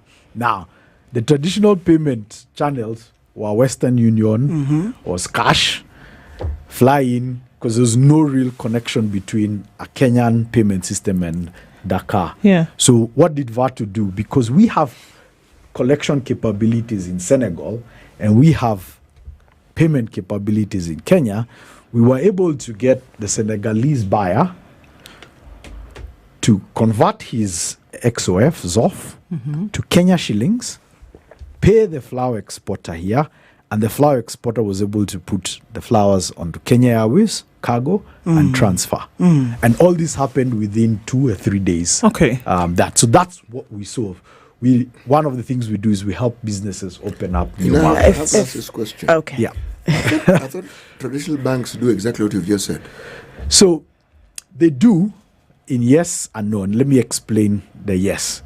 Yes, you can receive payments through the traditional bank. However, the traditional bank system uses what you call a SWIFT system. Now, the West African banking system works with they have a centralized, what you'd call like centralized central bank across different countries. They have one central bank in West Africa. Now, every payment, for you to access dollar liquidity, you sort of get into a queue to get that access. Now, what we do differently is we have banking partners in Senegal, and we also have banking partners in Kenya. Now, a Kenyan bank would typically not have a branch in Dakar that can be able to do that efficiently.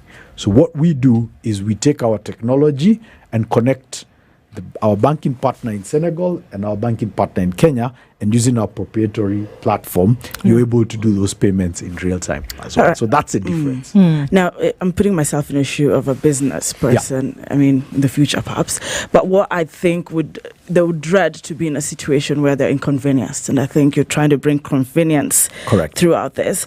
But if you look at the, certain various risks of cruise marketing, you're looking at uncertainties, including political instability, technological advancements, and natural disasters that might, because even if you refer to the situation, what we saw in Russia, for example, and then, certain things just change in the market, and someone would want to interrogate, why would I trust Varto to ensure that there will be no inconvenience based on what's happening perhaps in DR, and I have this relationship with somebody in Kenya in terms of business, and I'm in DR right at the heart of it. Correct. What are you doing differently that would save me that inconvenience based on those particular uncertainties in the cruise, if I put it that way? Border. Okay. Border. So two things are I see we help with. Number one is uncertainty around markets is usually shown in the currency movement. So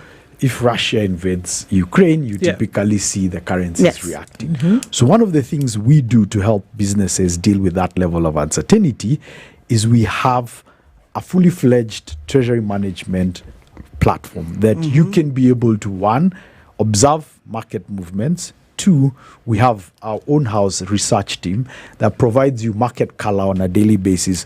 What do we think? Everybody's now talking about Trump. What are the implications for Trump from an Africa perspective? So then we provide a lot of our customers with market color. We also give them a risk management platform that you can be able to say, okay, I'm anticipating a payment in a week's time from a customer, say in South Africa, right?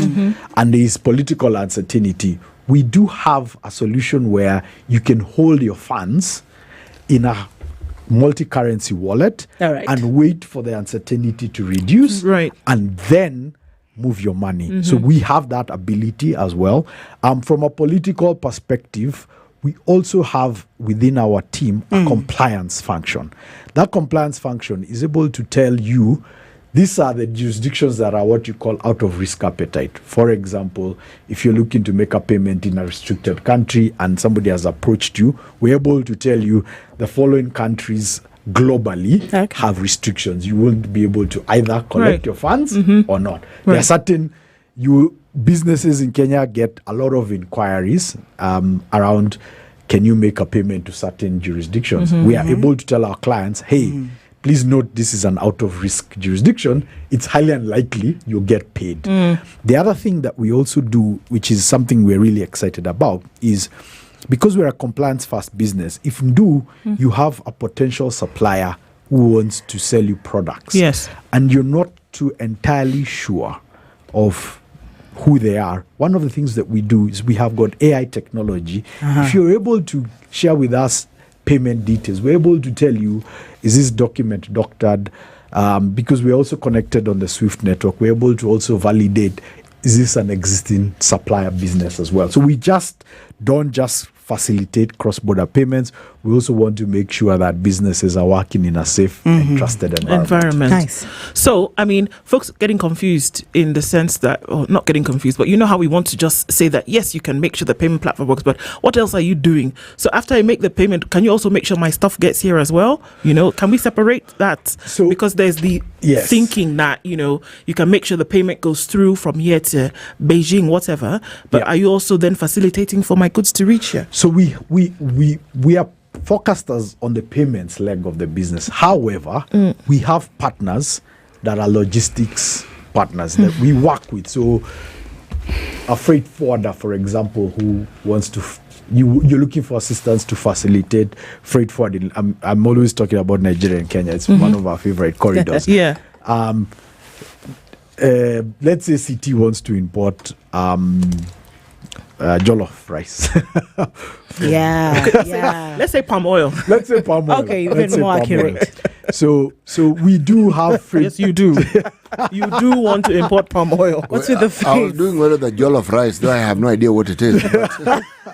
Okay, let's go with the palm oil. So let's say CT has secured an order and wants to import palm oil. We have partners that use VATO for cross-border payments, so a freight forwarder. So we would be able to tell you, CT, we have a partner in Nigeria who, for example, can help you facilitate the movement of the goods, whether it's via air freight or via sea freight. Another case in point is, and this is something that we've done quite a bit, is we have a lot of digital marketing agencies that use our platform primarily to pay influencers across Africa. So I can help do's business do some digital marketing. How? I will refer her to a reputable digital marketing agency that can be able to create content, create campaigns, and she would be able to pay for those services on the platform. So it's not just goods, but also services as well. Nice. All right. It's a 9:31, 29 minutes to 10 o'clock. Let's take a break. We're speaking this morning with Virtual Country Manager Kevin Nganga, and we're looking at just basically how it has been made easier over time for cross-border payments to facilitate business. CT, there are 1 million people who enter the job market every year. How is KCB Foundation helping them make sure that they can connect skills? Well, it's one group at a time, really, because 1 million people is a bit, the number is daunting. Yeah.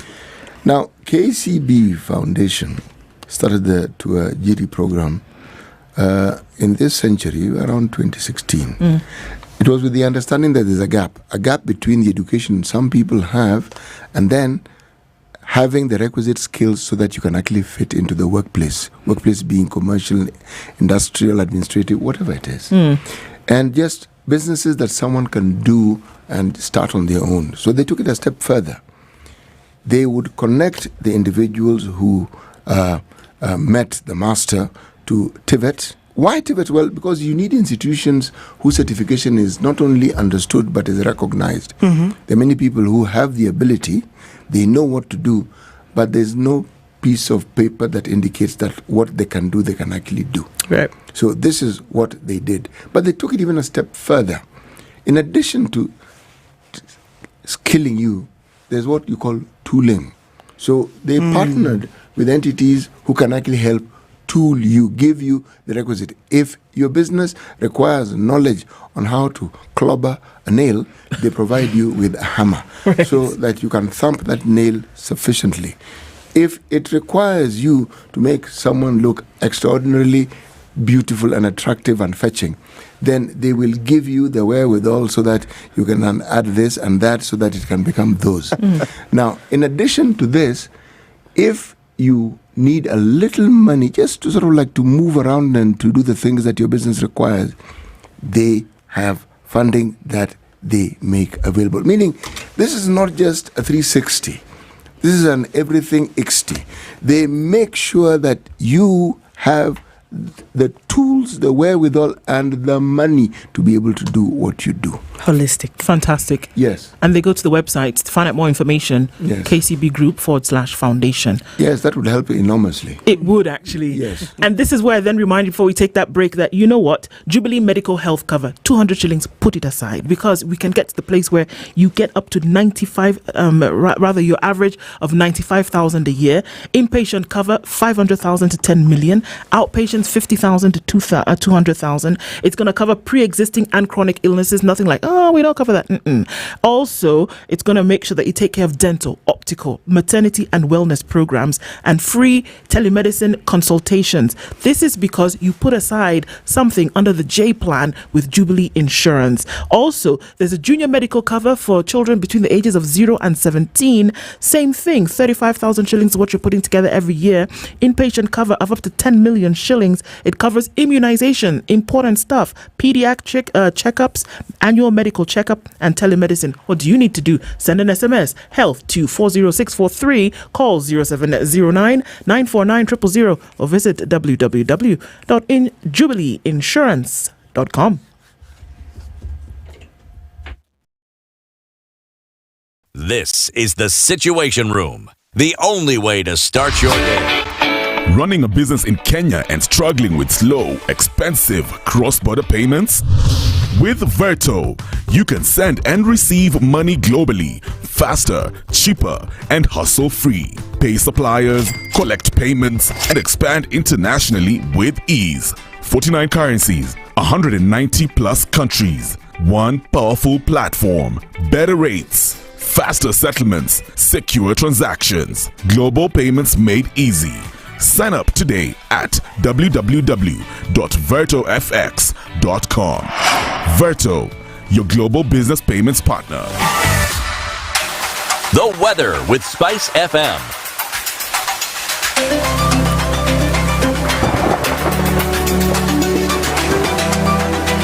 Sunny conditions in Nairobi, it's 20 degrees and warming up to highs of 28. We'll see highs of 31 in a sunny Nakuru, and at 19 it is sunny in Nyeri. 20 and sunny in Eldoret. We're looking at sunny conditions at 30 in Mombasa, while into Malindi at 29. Be partly sunny through Tuesday. It's sunny at 27 in Kisumu and sunny at 25 in Kakamega. 24 and sunny in Kampala, going to highs of 30, and we'll see highs of 32 in a sunny Dar es Salaam at 29. 17 and the rain continues in Johannesburg. It is 28 and sunny in Mogadishu. It's 19 and sunny in Addis Ababa. While looking into a hazy Lagos now at 27, it's cloudy at 23 in Kinshasa, 7 degrees and sunny in Beijing, and 0 and cloudy in Paris, 1 degree in London, and -4 in a clear New York.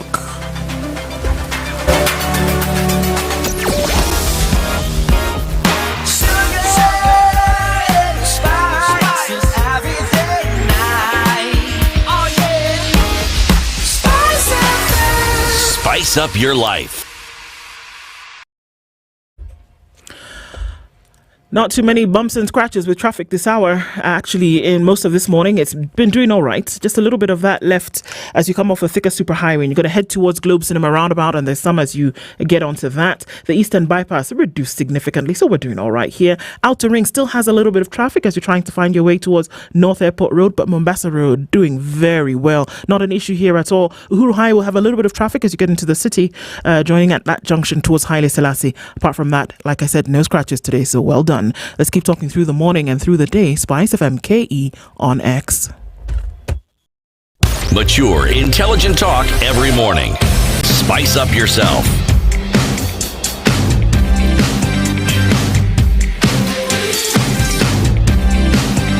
Mornings done right.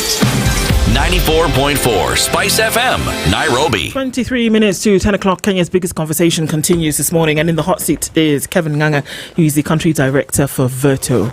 And we've been looking at cross-border payments, essentially just making business or providing business solutions. Let's look at, sometimes what they call the real situation on the ground. I run a business, right? Take a stab. Juice, it's juice. Yep. And the ingredients, for example, I don't get them here. I get them. You need to import them. I need to import them. Let me take a stab. I get them from Nigeria. Okay? Right. Excuse me. I get them from Nigeria. It's an established business. I have my certificates, everything, and I get onto your platform. The folks that I'm buying from, my ingredients, are not necessarily a registered business, right? There are traders in the market who sell this thing in bulk. Yep. But I still need to pay the folk in order to get the thing. Yep. How does Virtual help me? Great.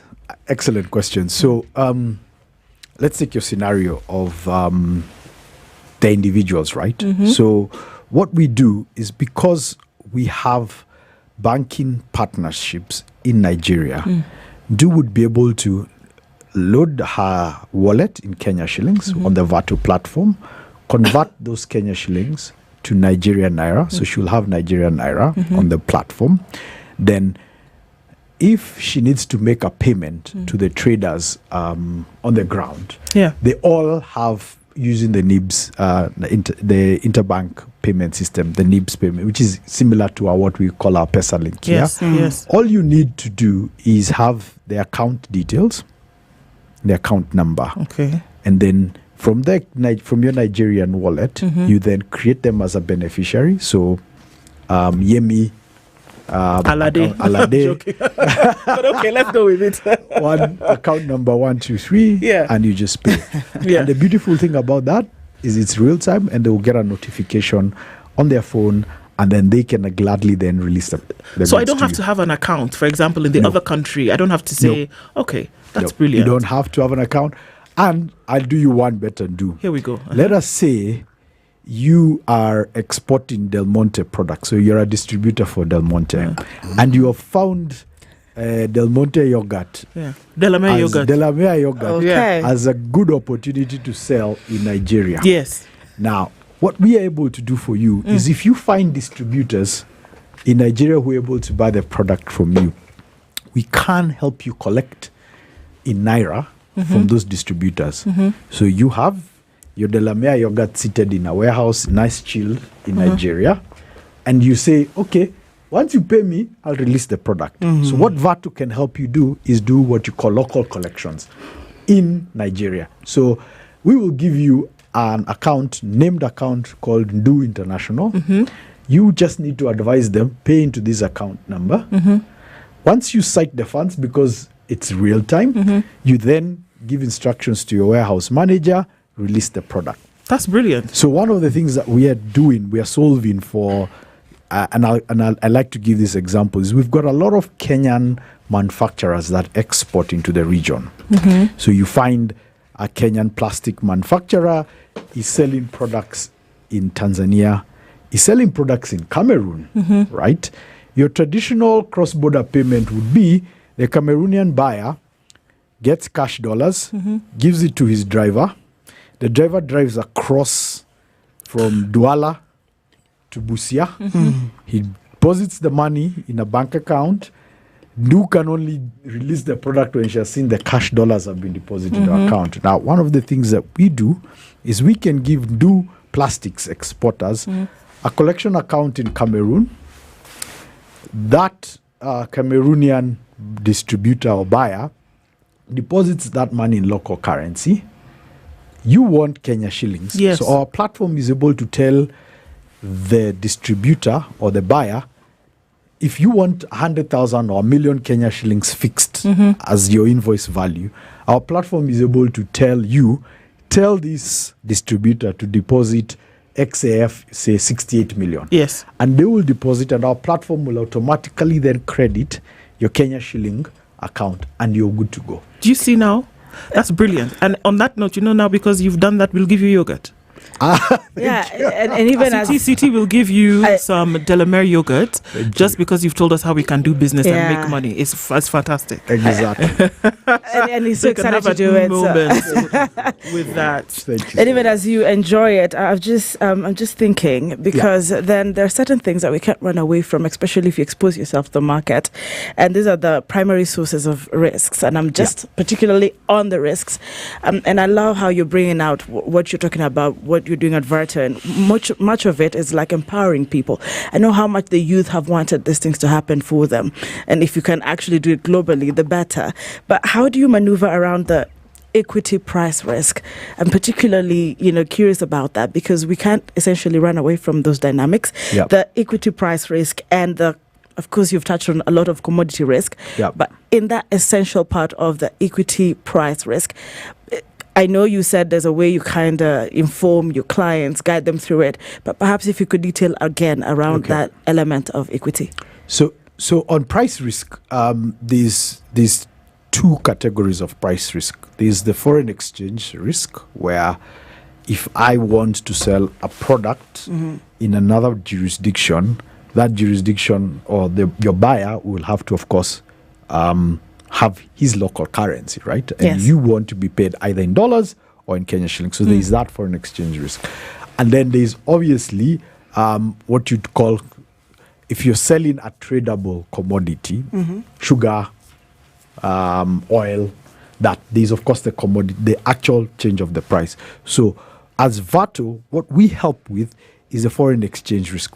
Why? Because we are a cross-border payments platform. So on our platform, there's two things that we give you. We give you global accounts and local accounts and wallets. Now, to mitigate your foreign exchange risk, we give you multi-currency wallets. So I will give you up to 49 currencies. So one of the things that we do to help you mitigate risk is we give you what you call a treasury management solution, where if you are anticipating to receive Nigerian naira, for example, and you are wanting to you're going to have to make a supplier payment in China in USD, we'll give you a dollar wallet, a Kenya shilling wallet, and a Nigerian naira wallet. Yeah, right? okay. Now, depending on your budgeting, so with every finance person, there's an element of budgeting. What is the exchange rate I am procuring the products at, and what are the exchange rate I'm going to sell the product at? So we do two things.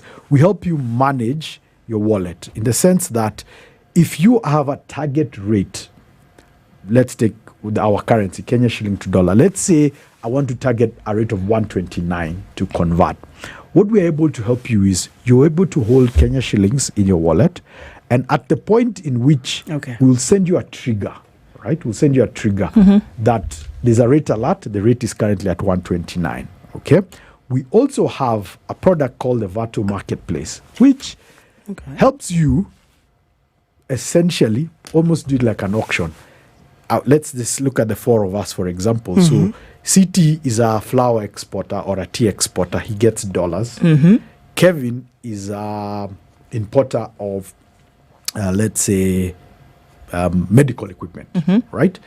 I will always have demand for dollars, right? Yes. CT will always have supply of dollars because he's exporting product. So what we do on the marketplace is we are able to let CT post his target rate. So if CT wants to sell his dollars at 129.30 and I am comfortable with buying at 129.30, I will see an anonymous bid on the platform, and then I will just strike it. I send my Kenya shillings, CT sends his dollars, and we facilitate that. Another convenience. So we make it if you're planning. So from our price risk perspective, we help you plan. Yes. So if I have a target rate from a budget perspective, or my finance manager has said this is the rate we need to achieve for us to break even, I just have to just put my bid and say I want to buy dollars at 129. Oh, this is great. So there are merchants who are on the platform anyway who are still able to do business with each other. Correct. So we're able to match. So CT is a flour exporter, Kevin is an importer. I don't need to know him. VATO will facilitate. All that CT needs to do is put a bid, or I can also put the bid, and if CT likes my offer, they take it up on the platform as well. Okay. So how has this actually changed businesses that you've seen, maybe starting off, trotting and then getting to the place where you're running? How have you seen that businesses over time, having been on the platform, have then moved from one level to the next? So we target both medium-sized, small businesses and large enterprise corporates. The biggest success stories, I must admit, over the 3 years that we've been in the market now is seeing businesses grow and finding new markets. That's been our biggest, should I say, cheer right now, because I'll give you a case in point. We have a cosmetics importer who was really struggling accessing. So they import some of the cosmetics from China, some of them actually from Nigeria. They were really struggling to get money, for example, to China. It would take them 2 weeks for them to get the payment there. That's number one. Number two, then that affects everything after that, because the Chinese supply is not going to release product until, so everything gets delayed. So they mentioned to me that their cash conversion time from the day they send money to China to the day they bring the product reduced by 60%, which allowed them to quickly now start getting a lot more product in. That's number one. Number two, they just recently expanded their business to Uganda. Now, because of the Vato platform, they didn't need to open a presence in Uganda. What they did is they took the collection solution, right? Yeah. And every time they need to sell, they just top up the Uganda shilling wallet and then manage the logistics, whether it is rent, whether it is taxes in Uganda, all from the comfort of that. This business has grown like, I think maybe 200%. My goodness. Over the last, just because of ability for us to help them open new markets. Amazing. And I'm actually very curious, celebrating 7 years in this, and you know, some people are thinking starting is really, really difficult, but look at you withstanding the test of time. 7 years. There have been challenges, I know. A lot. And someone would be curious to understand, I mean, how many countries so far, because you are going wide and beyond. And somebody's watching in diaspora, listening in from diaspora, and they're thinking, so are we able to also get a piece here? So perhaps just to walk us through that journey in the picture of how far you've expanded, who was eligible, and you know, 7 years down the line. So let me say what is eligible, then I'll say our challenges. So we currently can onboard any business around the world, so long as you're not from a restricted country. So I wouldn't onboard a customer. How do you qualify to be a restricted country? So there's something called the OFAC sanction. So there's a sanction list that is globally circulated. So countries like Myanmar, Southern Sudan are on those sanction lists. So we typically are not, because of our global banking partner network, we typically then align that. So eligible, anybody, so long as you're a registered business. So we don't do individuals, but we do registered business. So if you're a sole proprietorship, you would be eligible, so long as you're registered in Kenya, for example, with BRS. We offer 49 currencies globally, which covers about 190 countries. Collection capabilities, that's 25 currencies. We are basically everywhere in Africa, apart from North Africa. That's our next phase of expansion. We've, as I just mentioned, we've just launched in Dubai. We think that's going to be a big opportunity, because East Africa's is about maybe $25-30 billion a year in Dubai, UAE, Kenya cross-border payments. So that's a big channel. Challenges. The beautiful thing about Africa is everybody's very independent. I think we saw that over the weekend as well. Regulatory landscapes are very different. So to get a license in Nigeria is very, very different to get a license in South Africa. You would expect that primarily because most of these countries maybe are Anglophone and you would have a Commonwealth sort of similar. No. Biggest challenge is navigating the different regulatory landscapes. That's number one. Number two is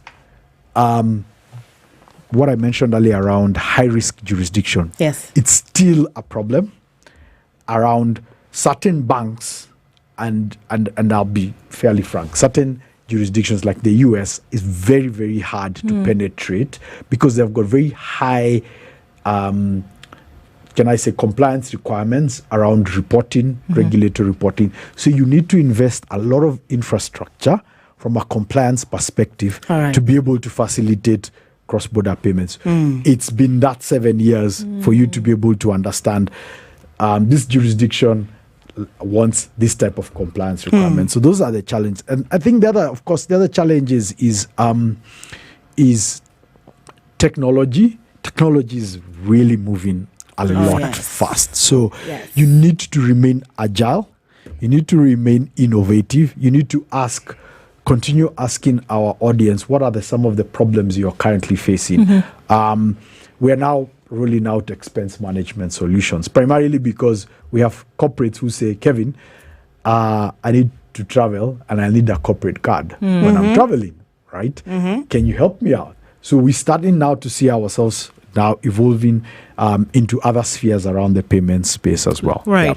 Okay. So in this world, like you talk about technology moving so quickly, there are folks who don't use cash to pay for anything anymore. I'm not even talking about physical cash. I'm talking about currencies have shifted. So with digital currencies such as crypto have been used to make a lot of payments for certain things. Correct. Is that also something that the Virtual platform looks into as well? So let me say yes and no. No, because in certain jurisdictions, crypto is not allowed. So where there is a jurisdiction that there's a restriction on, we don't do crypto. We do what you call stable coins. So stable coins typically are sort of acceptable in regulated jurisdictions because they are not crypto. They're just a different version of it's a digital currency, right? I'm sorry if I have to interrupt. Maybe I got a bit confused there. Stable coins and bitcoins. So yes, the same thing? or the bitcoins are for the crypto. So Bitcoin is a crypto. Oh, okay. As is stable coin is a digital asset that is backed by physical currency. So USD, for example, USDC is backed by US treasuries and actual US cash. Right. So it's just a currency that allows you to make payments. So in certain jurisdictions, for example, we don't handle any crypto business, primarily because every jurisdiction that we are regulated in doesn't allow us to onboard crypto-related businesses. Yes. Okay.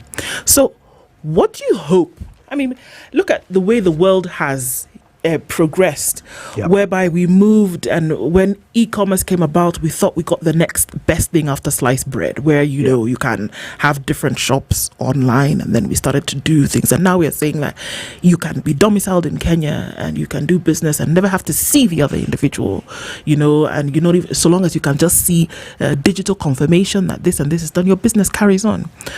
I mean, it would appear as though the sky is the limit with things that we are seeing now in the digital space. What would you hope to do? I mean, you talk about Nigeria, China, South Africa, now Dubai. What can really you imagine that can actually happen? So my personal vision is, I think there's humongous opportunity for African businesses to have a global approach in their development, in their ambition. And why do I say this?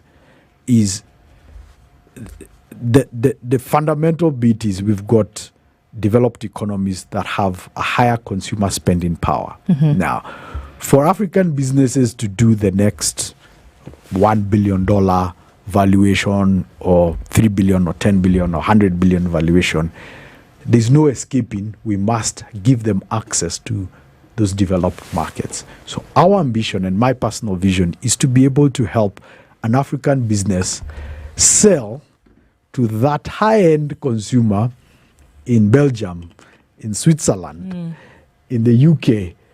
We are famed for our tea. Why can't we go direct to consumers and get a lot more value than having to sell through an aggregator, a broker, where your margins are compressed? So our ambition as Vato is we want to open up global market access, and we think that, I mean, just statistically, just Africa cross-border payments is only $400 billion. It doesn't sounds a lot, but it's really not. It's only. You need to look at CT's face for you to understand that it's only $400 billion. Yeah, it's nowhere near what the global. Global trade is something like 90 trillion. So we are barely scratching the surface as Africans. So that's our ambition. That's where we think the opportunities are, and that just means we need more Vatos. I think there's still a lot of room for other players to innovate for us so that we can facilitate a lot more business expansion for African businesses. I think the last thing I would say though from me is, what you've just said, that you're actually encouraging other people to come up with more varieties, but I think different versions. They shouldn't be you, let's just have you. But William Blake, it's very, very intriguing. What is now proved was once only imagined. And this to celebrate what you're doing. What is now proved was only once imagined, and now we have a Verto that is working for you across, different borders. So do reach out to them. That's just to encourage you that it is now proven that it works. Congratulations. Thank you. And the world, do not hold your ambition back as a business. Verto is here to help you. If you're sitting back and you're wondering, how do I expand? Talk to us, vertofx.com. We've got a fully fledged team here locally, and we support Africa. So we really just want to help you grow your business as well. Fantastic stuff. And then, CT, you're going to get to the 400 billion. You don't even worry. No. Nimelewa. You got it. I'm saying in Kiswahili. Nimelewa. Hawapeani loan. Kevin Nganga is the country director for Verto, and he's been sharing those insights and really being able to push African business as a pillar. And I think it's fantastic stuff. So thank you for sharing those insights. We continue sharing information about Verto even in the coming days. So thank you for doing that with us this morning, and continue with the work that you do. Thanks for keeping it Kenya's biggest conversation this Tuesday. Keep it Spice FM, and we continue to meet again tomorrow morning. Good morning. It's 10 a.m.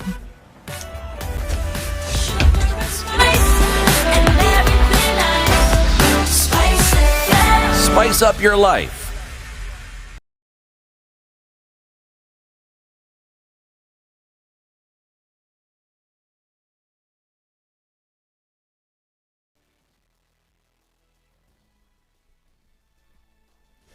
Good morning, this is the news wire. I'm Leah Ubaga. Former NACADA chairman John Mutudo says 50 to 100